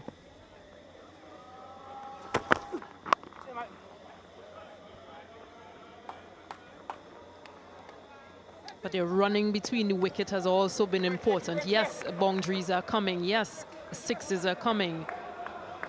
But they've been running and pushing really hard.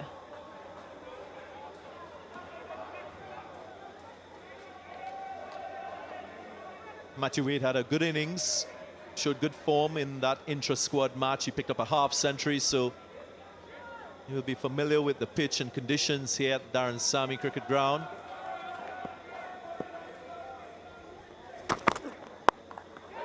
And he goes again, finds the fielder this time. He'll be distraught. And he was looking so good. Virtually gifted his wicket away. Sometimes your strengths just end up being your weakness here. Maybe this is the case of Matthew Wade. Just going hard at this one and picks out the only feeler at Maya. Matthew Wade goes for 33. Australia 46 for 2.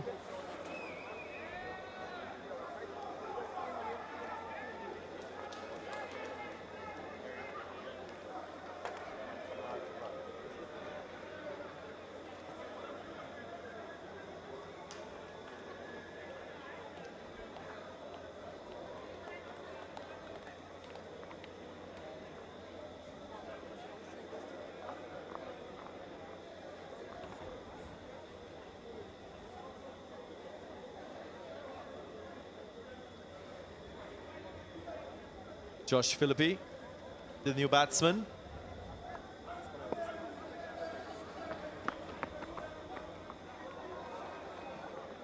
Australia going at 11.5 runs per over. They wouldn't mind losing 2 wickets in this run chase.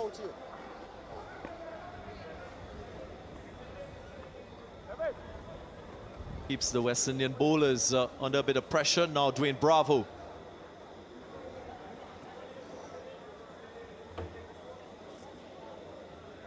Picked up 10 wickets in the last series against South Africa. So he'll be coming in with some confidence with his variations of bowling.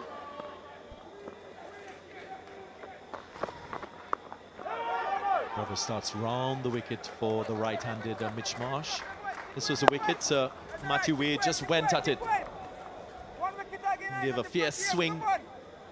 That's a short delivery. Didn't look for placement. He was all about power on that occasion. Paid the price for it.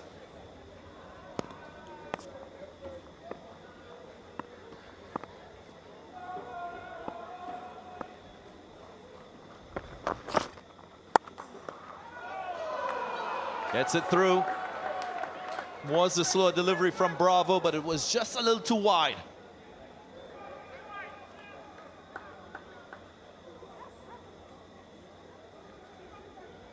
Yeah, just too wide from Bravo, as you said, Darren.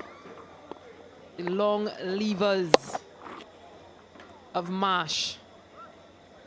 Won't miss those.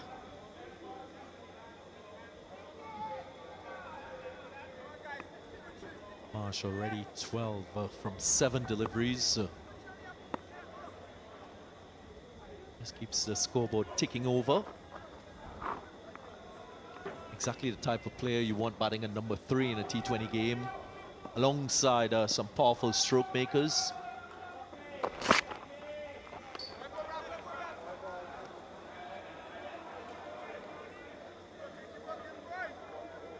Striker.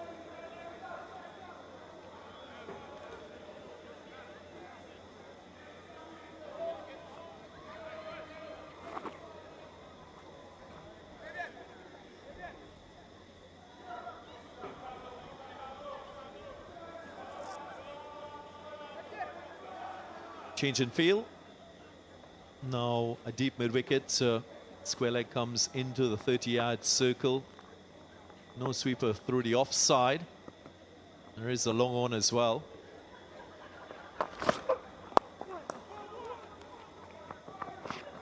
Really smart cricket. Just works it through the onside for a single. Keep going, man. Keep going, man. Keep going, boys. Drive your limit for this one. Leg stamp. That's leg.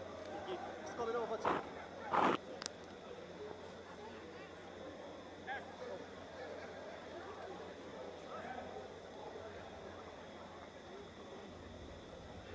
Josh Philippi, a part of the Royal Challengers Bangalore IPL team in 2021.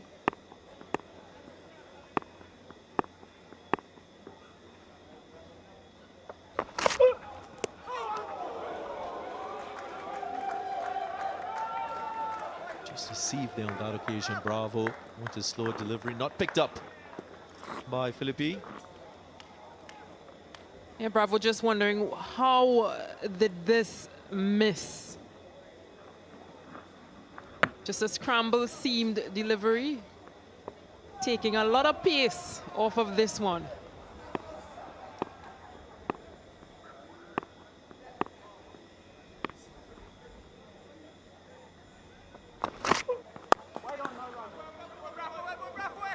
I mentioned the IPL in the Big Bash League. He plays for the Sydney Sixers. Last one coming up. Come on.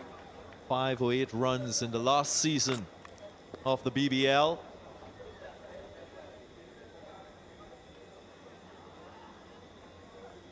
That's his record, and I'm sure he'll hope to build upon that.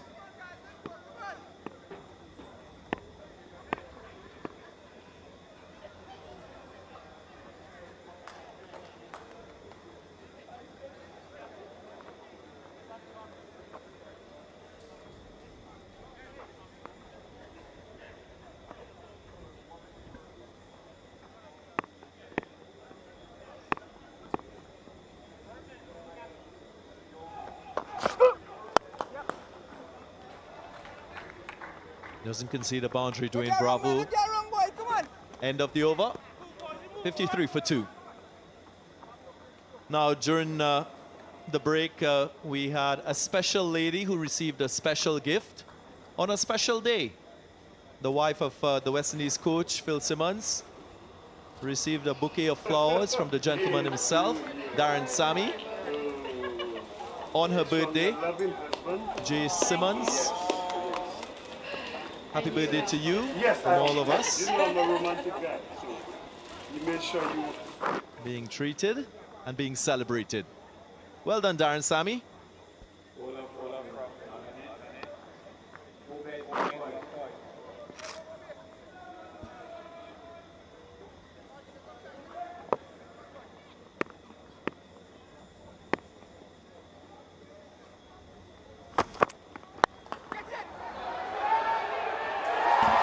Gone. Obed McCoy into the attack. First delivery. And he's got himself a wicket. Felipe gone. And Obed McCoy is having a wonderful series and tournament so far. Look at that. Easy, easy catch to Dwayne Bravo. Celebrations all around. What a way to start. Just Felipe is gone for 1.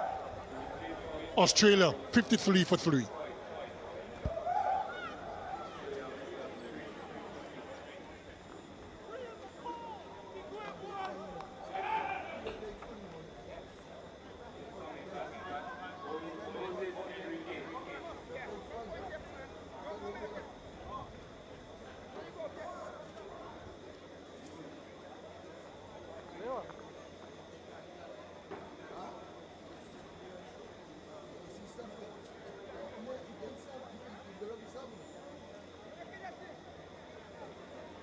very experienced Moses Enriques.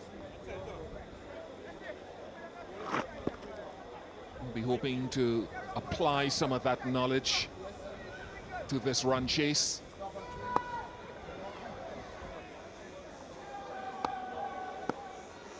Fabian Allen got a wicket first ball. So to McCoy.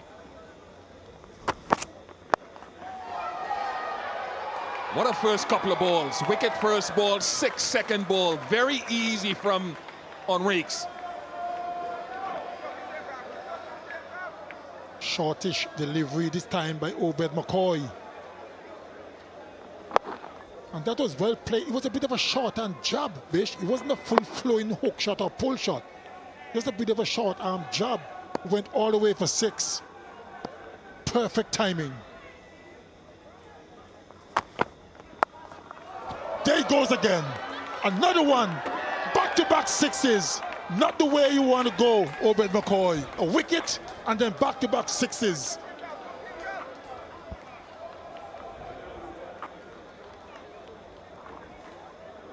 He really just needs to, well, not just, I wouldn't say just, but obviously with the first shot that was played and now the second shot, my advice to him would have been to go off stump, go length off stump, use the angle going across the right-hander, but that's brilliant for Moses Enriques. There's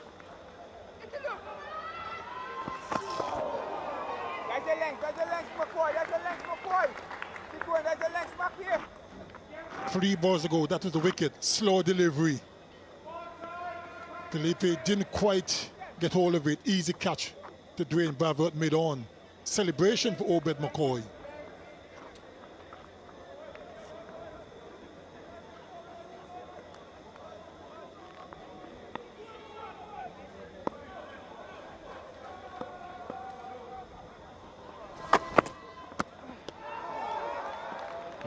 Last 2 balls is kind of the angle that I thought Obed McCoy would have gone after the wicket across, but the length has been a touch too full. Let me say that as well.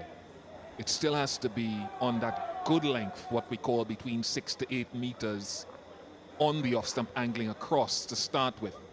He's got this wonderful slower ball. We'll talk more about that next over.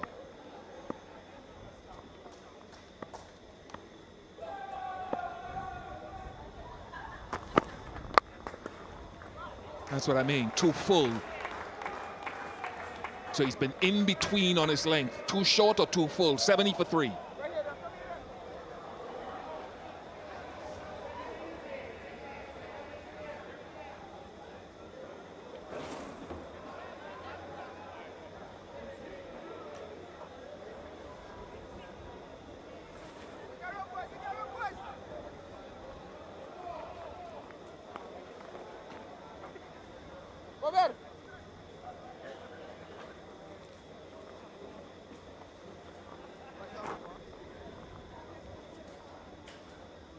Right arm coming over to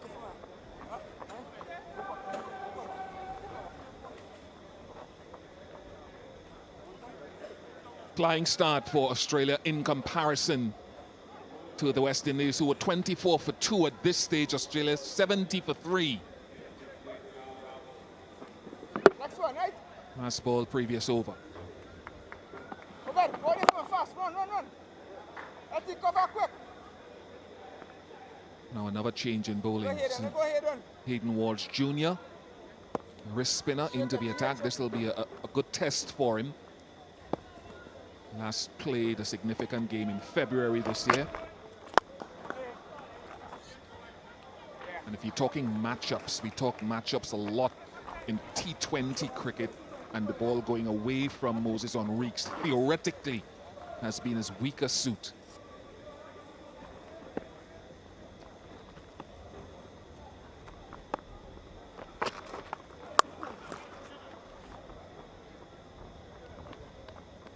This is going to be a real challenge for Hayden Walsh Jr. Keep going, boys. Keep going, boys. Hasn't really bowled well in recent times. And this is going to be a bit of a challenge for him.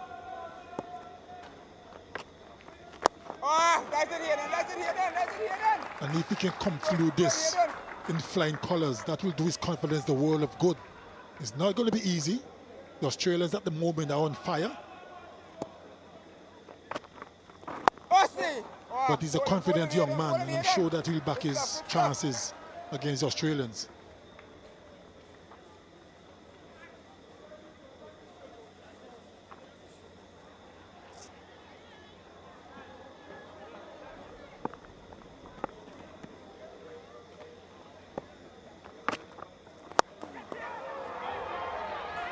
A lot of power into that. A big strike from Mitch Marsh. A bit close at him. Straight at him, Mitch. Straight at him, buddy.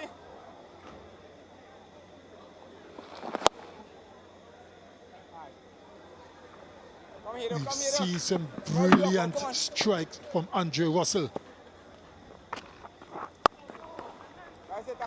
And we are seeing some as well from Mitchell Marsh and Henriques as well. Simply bring up the end of over number 7, Australia, motoring along at 80 for 3. Take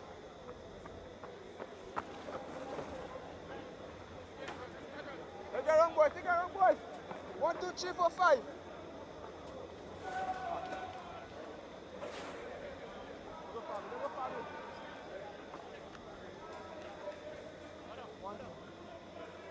Oh, well, come here. Defense, I go.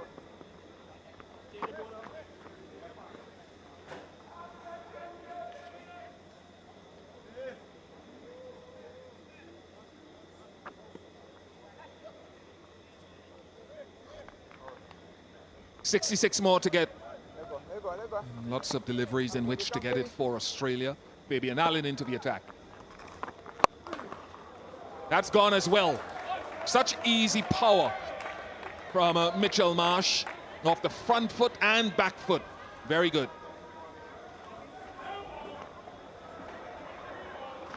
The Australians have certainly made the intentions clear. It was slightly short this time from Fabian Allen. And when someone is in such good form, they're never going to miss out. And that was cracked with tremendous power. The longest side of the boundary over that wideish mid-wicket area. West Indies are under severe pressure at this time. And another ball has disappeared. 86 for 3, Bish, in 7 overs and 1 ball. They certainly made the intentions clear, Australians, that they're going to go after the bowling. Had a very good power play, that first 5 overs, and they haven't slowed down since.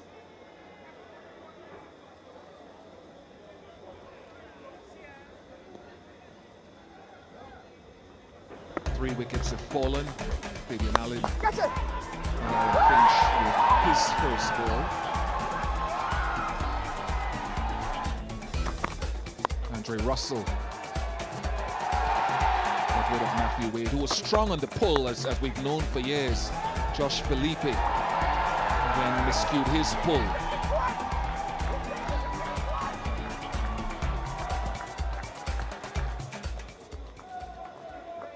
Come on, Fabi. Come on, Fabi. Right, ready to resume. Come on. 1. I don't know. Run, Louis.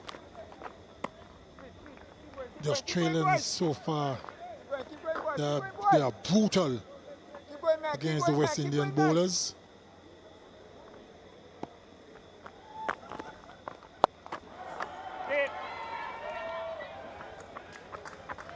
Even though they've lost 3 wickets so far, they are not too bothered about that because their intentions are quite clear.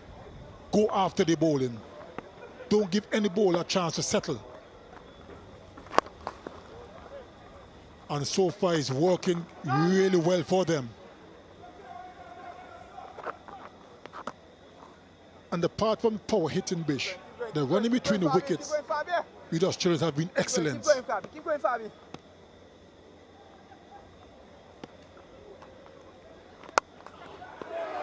Got him. Another one for Fabian Allen.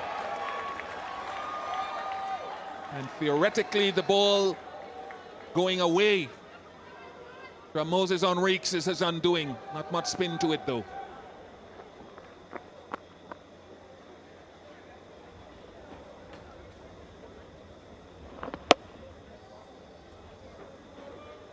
Easy catch at the backward point position. Dwayne Bravo again. Moses Henriques is gone for 16. Australia 89 for 4.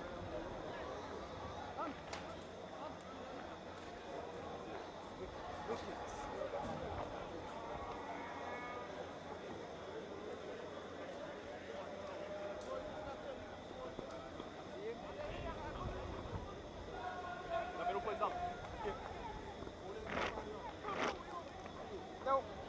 You here? One.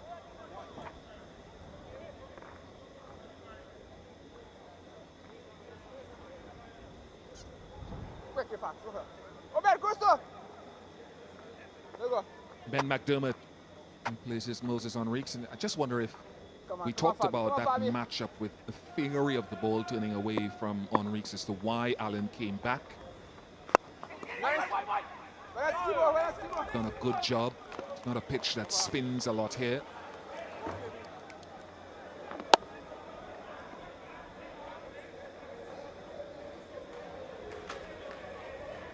$89 for 4.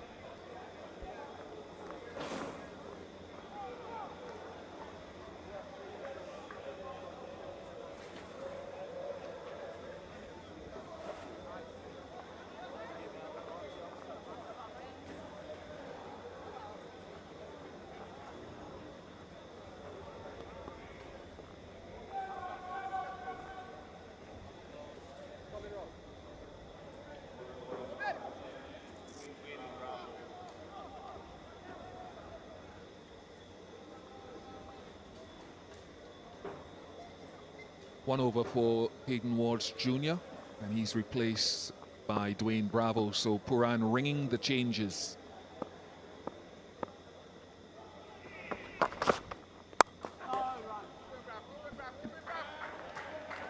Dwayne Bravo, very experienced campaigner. Very smart cricketer as well.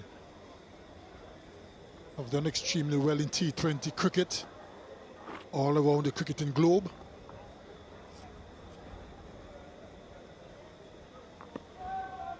Of course, the West Indians would want to take another wicket now.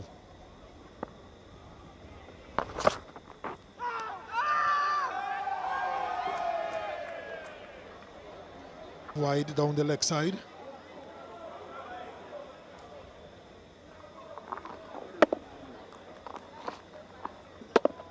Mitch Marsh, very strong, scraped the wicket through the offside. Can go long if he wanted to as well.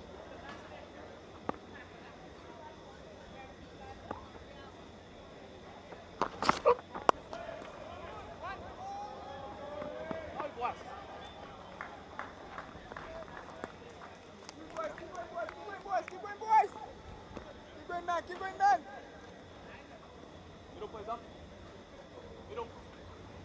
That's mid. Thank you. Coming around to your right. Even though Australia are really accelerating, the West Indies aren't out of this game as yet.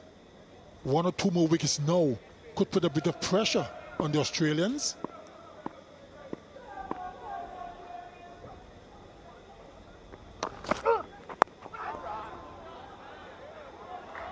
Nice dipping slow ball. McDermott had a good BBL, Big Bash League 2020-2021.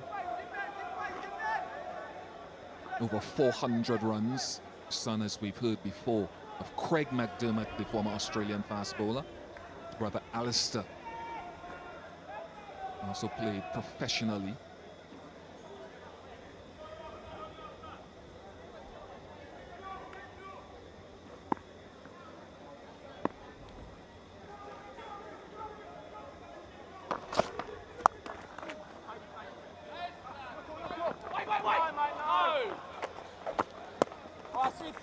Quite a few of these Australians have got their fathers playing for Australia, the Marsh brothers as well, sons of Jeff Swampy Marsh. We would have played against him, Bish, back in our day.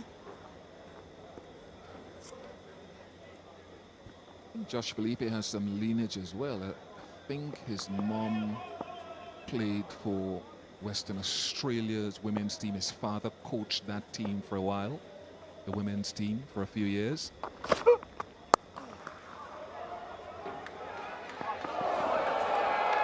Old Harbour Bridge from Shimron Hetmeyer, and away it goes.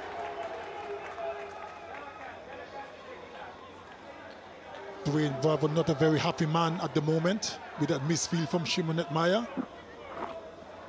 It was hit with a good amount of power, Mitchell Marsh, but that should have been stopped by Hetmeyer. He got there quite comfortably and made a real meal of it.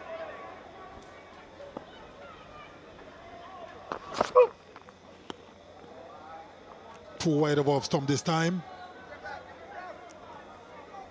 by Dwayne Bravo.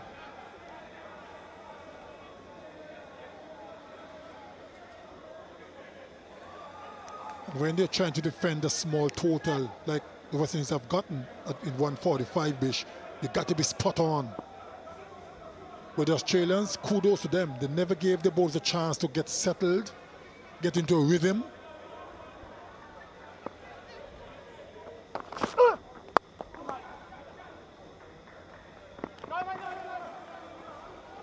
.98 for 4.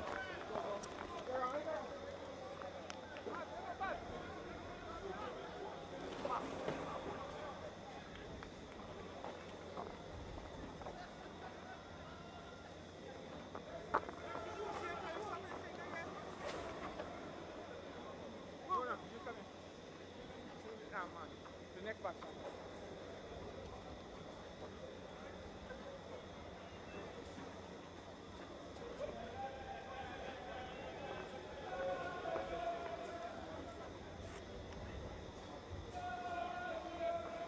Another over for Fabian Allen. Got to get his length right. To Mitch Marsh. Generates easy power with a nice strong bat swing.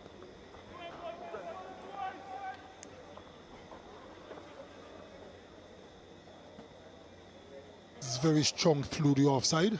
Mitch Marsh, his favorite place to play. None. Oh, that is very ordinary. That should have been stopped. Lendell Simmons in that short extra cover region. Can't afford to give away easy runs when you're defending a small total. Maybe the pressure is taking its toll on the West Indians in the field.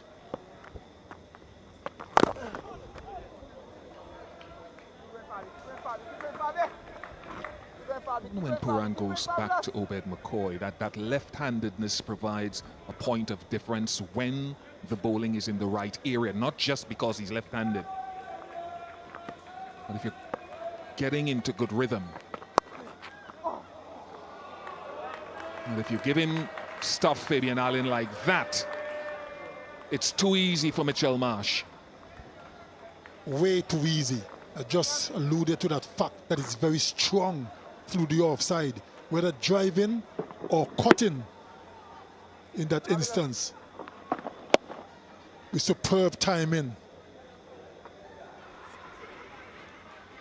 Got the ball a little bit straighter. Let him punch it down the ground.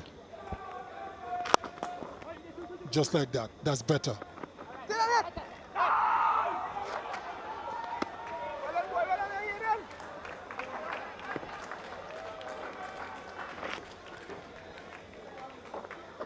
Equal best score for Mitchell Marsh in T20 internationals, this 45.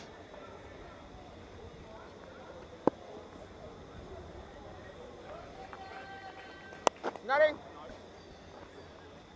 105 for 4.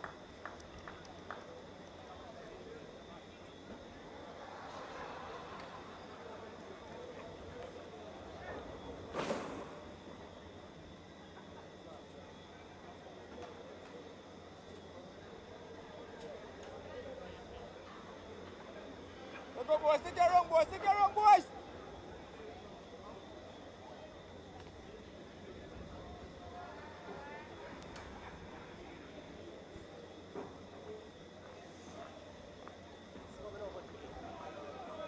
Comfortable position for Australia at the moment.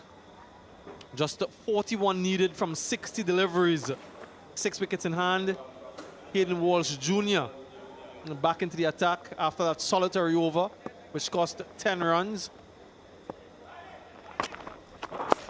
One. 2 is the call.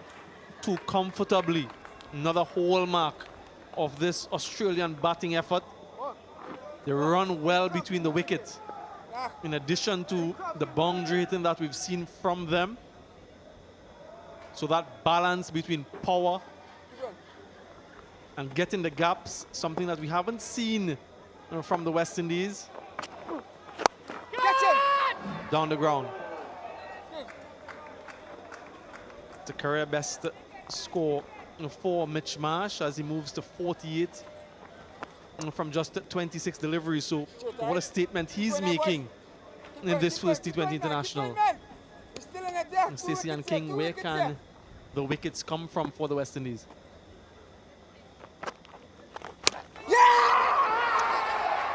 Hold him. You asked, and Hayden Walsh Jr. delivered.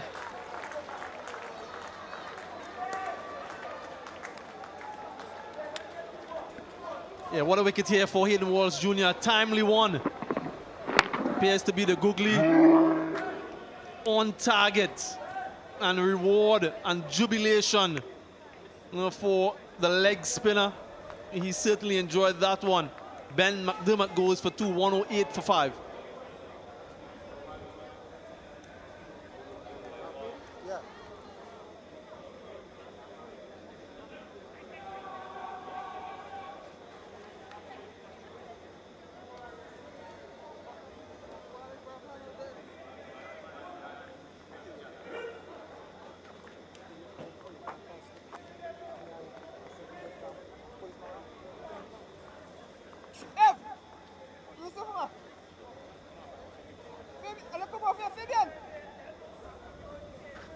Dan Christian, T20 Globetrotter, makes his way to the crease for the first time for Australia in over 4 years. Last match played in 2017. Harbour's ambitions of representing Australia in the T20 World Cup. A googly from Hayden Walsh Jr. Completely befuddled Ben McDermott. West Indies have done that well. They've taken wickets, but the economies have been very high.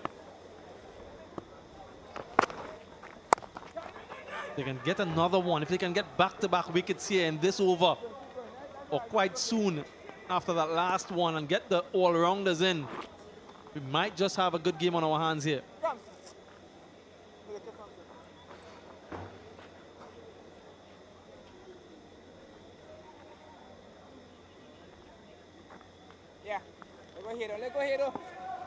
Dan Christian has some experience in the Caribbean and played in the CPL. Good bowling here from Hayden Walsh Jr. Appears to be another googly.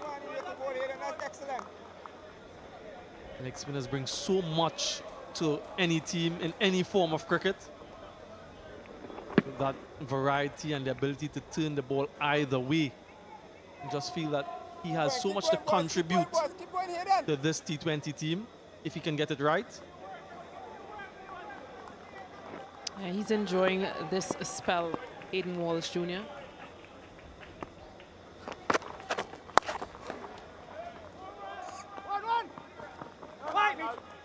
Good over. Successful over from Hayden Walsh Jr. Wicket and 6 runs.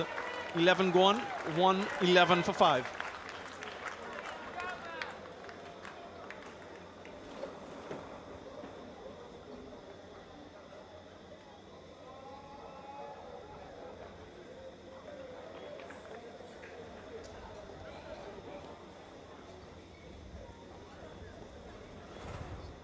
One, two, three.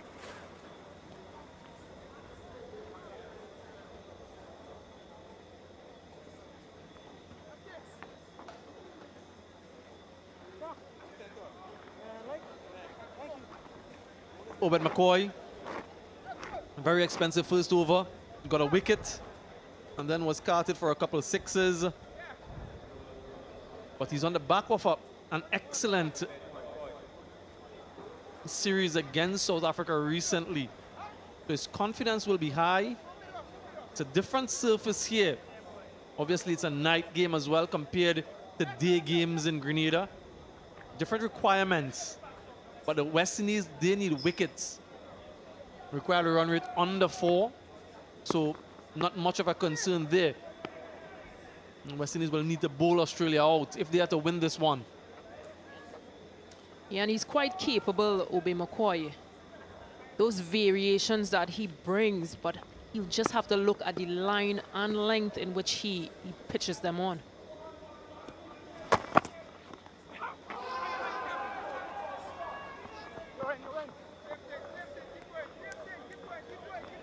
Immediately showing some invention. Dan Christian for that back of the arm slower ball, which has been so effective for him. And these players would not have faced Obed McCoy before, so he has that element of surprise.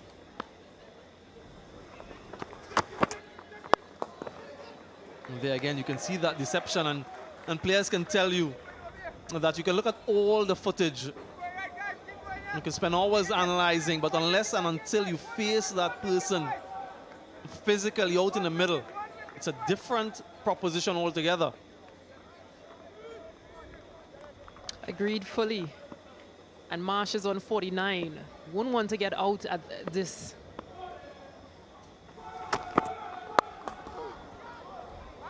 He brings up his 50.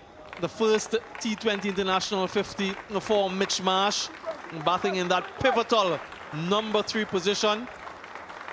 Really enjoyed that one, so did his teammates. It's been a control innings.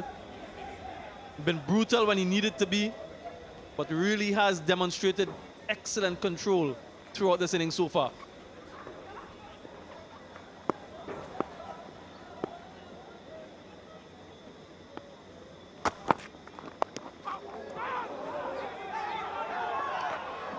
Seems to be persisting with that particular shot, Dan Christian. And McCoy is persisting with his slow ball. It's the first time that Mitch Marsh has batted at number 3. And he's really grasped the opportunity with both hands.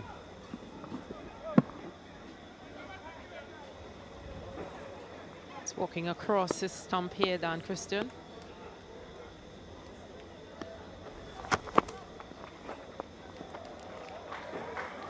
It seems to favor that leg side. That leg side area, he seems to just be favoring, just wanting to go across there a bit. I wonder what makes you say that, Stacey and King.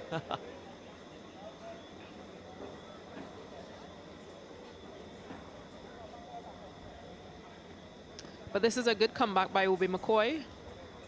Just 2 runs off his over so far with 1 ball to go.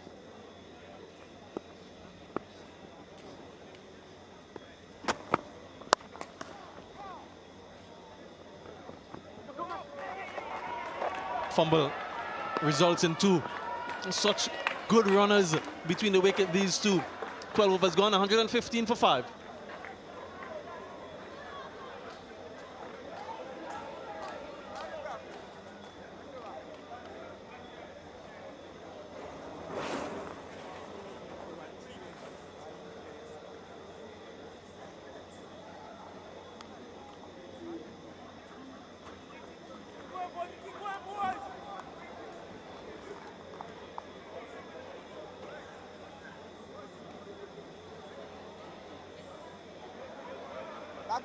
Right. Evan! 31 from 48 balls is what is required for Australia. You just feel that the West Indies need 5 wickets to win this one. Hayden Walsh Jr. had an excellent last over. Can he follow that up? I want to see that consistency. Keep going, I'm still in it here, boys. Still in it here, boys. Still in it, boys. But the running has just been so confident, so good between these Australian batters. from inception. They've gone hard at boundaries. They've gone hard running between the wickets.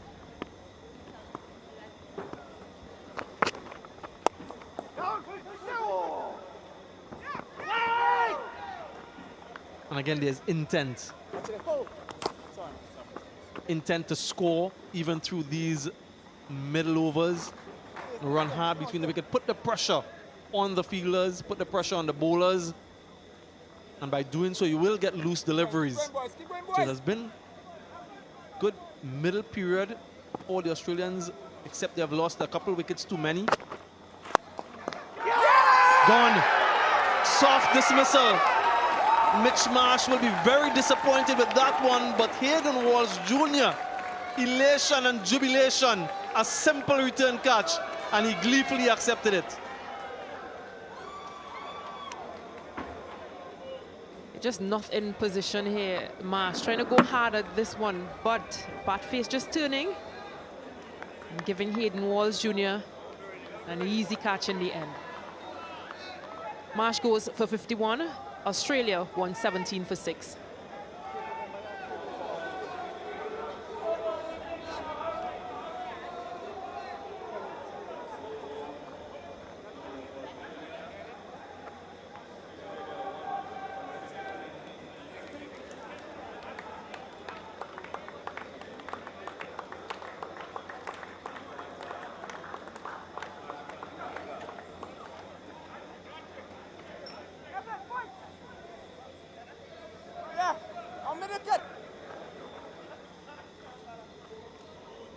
Ashton Agar, the new batsman for Australia.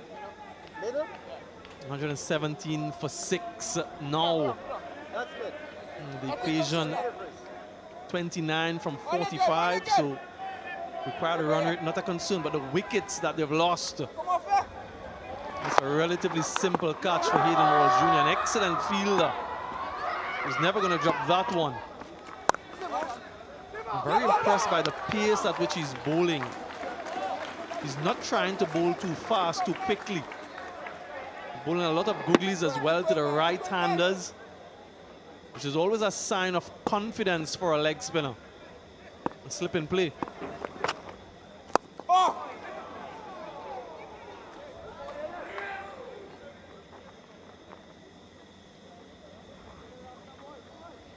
Again and again, again and again.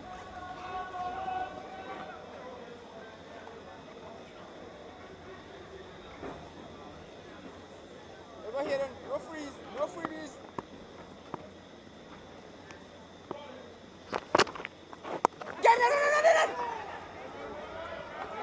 Single to end, another good over from Hayden Walsh Jr. Consecutive successful overs for him. 119 for 6. Mitch Marsh striking the ball quite cleanly throughout this innings. Showed his power, his timing, his placement. Particularly brutal through the offside, which is really pleasing to see. But he's also showed that he has that power through the one side. 2 6s and 5 4s in that innings. First time batting at number 3. And didn't he enjoy that opportunity after the early loss of Captain Aaron Finch? And these two have a job to do. Dan Christian, Ashton Agar. Just the bowlers to come. Mitchell Starc can bat. And West Indies will rely on Obed McCoy. Call upon his expertise and experience to get them another wicket with those variations that he does possess.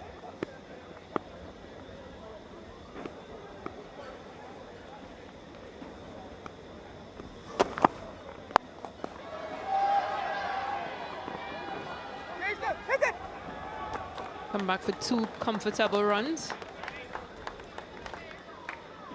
But this is what Obed McCoy will do. He will change his pace. He will vary his pace. And Dan Christian, who seems to just be favoring that leg side, he's going to have to try his best. And mistakes can also be made whilst trying to get these shots off.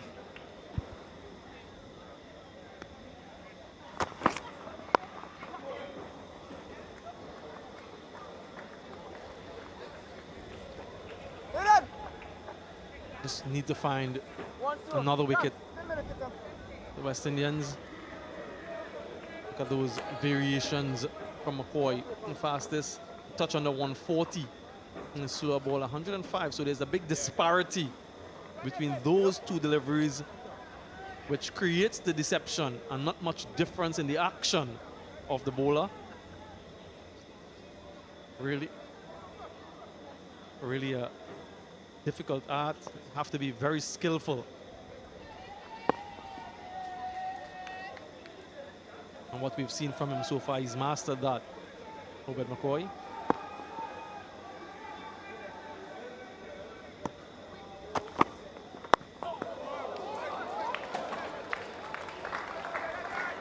That's a perfect example of that slow ball from McCoy. You can get your merchandise, official merchandise. Just go onto that website and rally around the West Indies with your purchase. So don't miss out on the opportunity to be part of the action.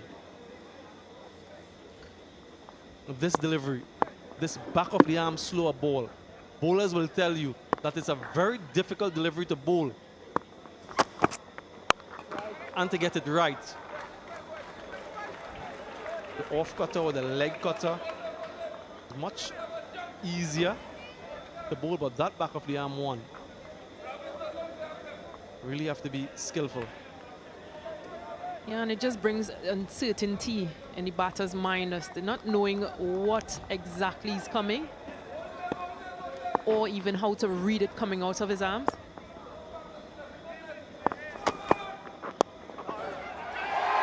Excellent from Obed McCoy. Athleticism, awareness, and another wicket for the West Indies. Brilliance in the field. Can this game be tilted? Yeah, we've spoken about his variations, Obey McCoy. And here once again, not just bowling a slower ball delivery, a perfect delivery, but that roll, that catch after. Athleticism.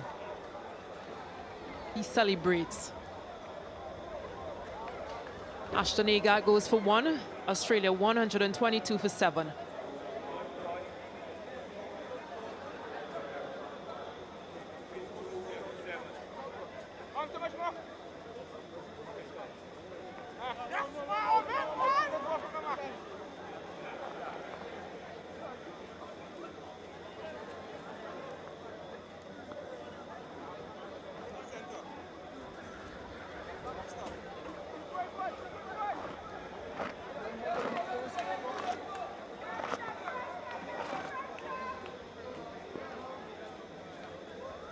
Real entertainment on our hands here. New batsman Mitchell Stark. Game hanging on the balance. 24 from 37 balls, just the 3 wickets in hand now. And this was the last wicket to have fallen. Look at that forward roll upon completion of the catch. All of the young players looking on. Don't neglect the importance of that athleticism and those gymnastic skills that we've seen from the West Indian players. Kevin Sinclair with his somersaults, Chris Gale with his cartwheel, and now a forward roll from McCoy. Gets off the mark immediately. Another excellent over from the West Indies. 4 runs and a wicket, 123 for 7.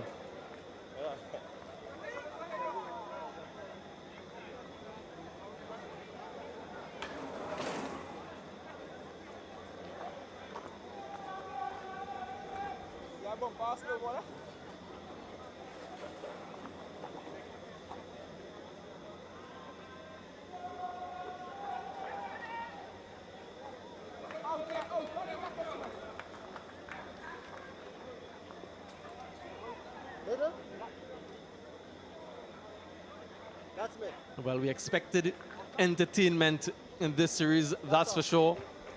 Maybe not low-scoring thrillers, but this first game has provided exactly that. Kane Walsh Jr. to complete his final over. 2 for 20 from 3 so far.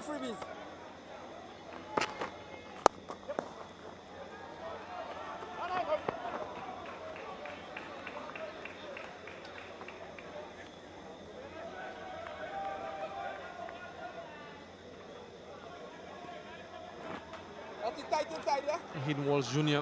didn't feature in that 5-match series against South Africa and Grenada. Given an opportunity here in the first one against Australia.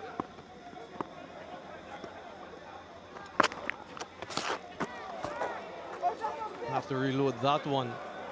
But this is very much an audition for many of these players as both these teams try to find that combination to take to the T20 World Cup in a few months' time.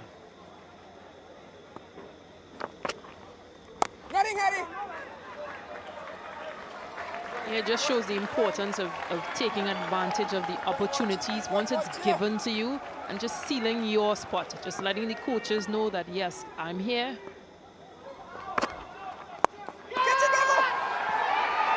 Another wicket. Hayden Walsh Jr., you can't keep him out of the game. Dan Christian, the batsman this time. And the West Indies, well, they seem to be in control now.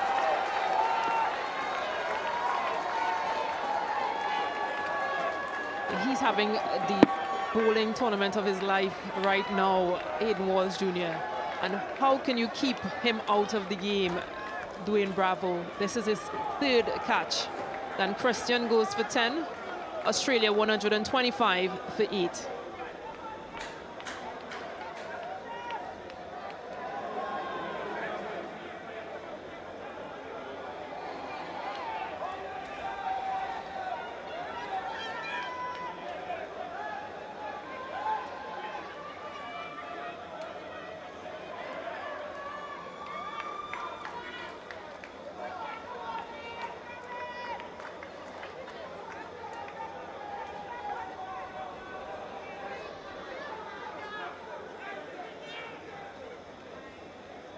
New batsman Adam Zampa, and this has been a collapse of epic proportions so far. 4 for 17. Now the Australians have lost in 4 overs, and from a position of dominance and control, they're hanging on now. 21 from 33. Stark, Zampa and Hazelwood, the only other batsman to come. West Indies now squeezing, they're on top, their tails are in the air. Another googly from Hayden Walsh Jr., the inner part of the bat from Dan Christian, and squirted away in the direction of Dwayne Bravo, who has always been an excellent catcher.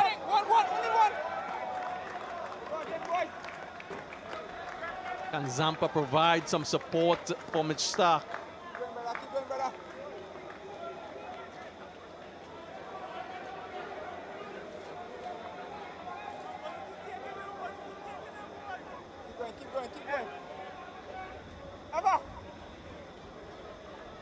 Career best figures so far for Hayden Walsh Jr. Final delivery of his quota. What a spell, from the leg spinner. His first game in some time in T20 international cricket, and what an impression he's made. 15 gone, 126 for 8.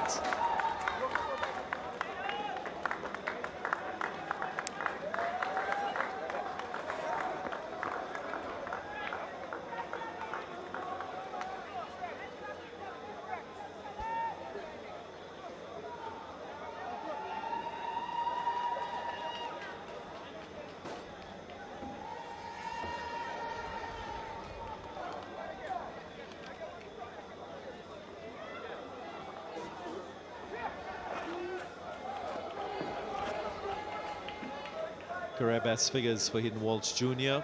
in T20 internationals, 3 for 23. First game back for the West Indies since playing against Ireland in early 2020. And boy, he's had an impact. So through this man, Obed McCoy. West Indies still in this game, but you would think Australia still slightly ahead.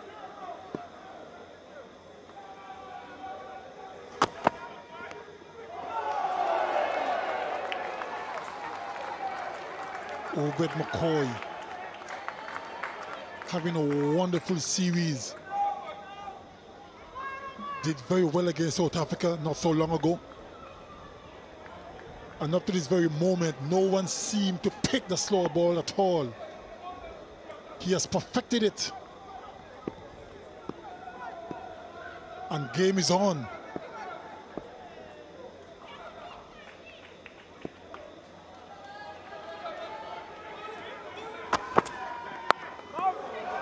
There you go again, another slow delivery. Mitchell Stark looking to go big. And it was well deceived. Had to change his mind the last second.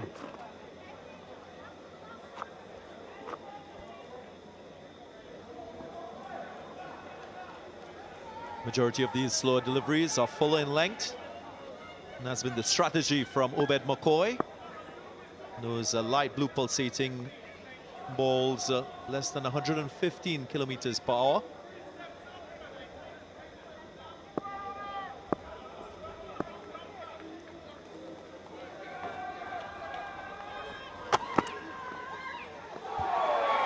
Absolutely beautiful. Yet again, McCoy into his last over.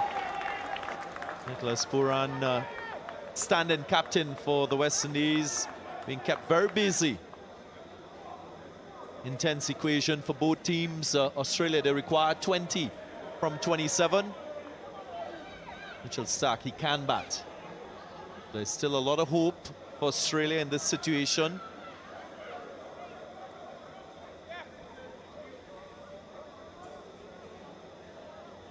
And the thing is, only 2 wickets left. That is the difference. The West Indians are looking really happy at the moment. They're running around, getting into positions. And their body language tells you that they think they can win this game. And of course, why wouldn't they think that?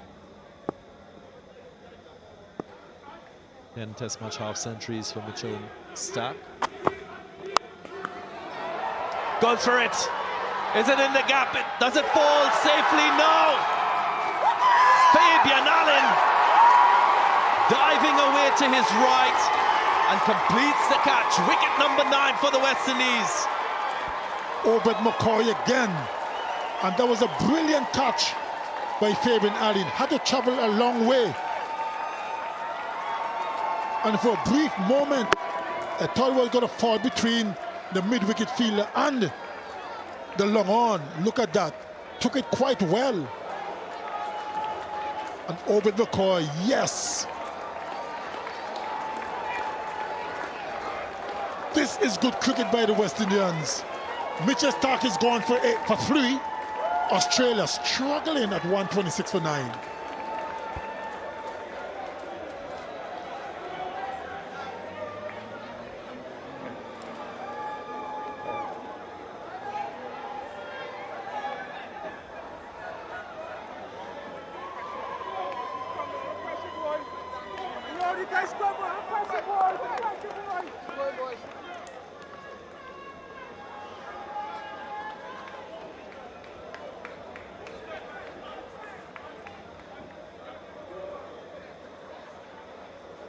Josh Hazelwood,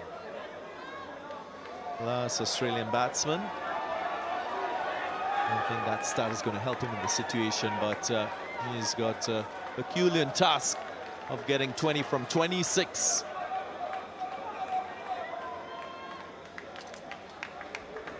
What about Obed McCoy and the spell that he's produced? This was the last wicket. I wonder what Mitchell Stark was thinking. Should have known that he was hitting into the wind, that it would have been more challenging to get it over the boundary line. Smiles all around for the West Indies, and quite rightly so. Now, what does Zampa have in store for us with the bat?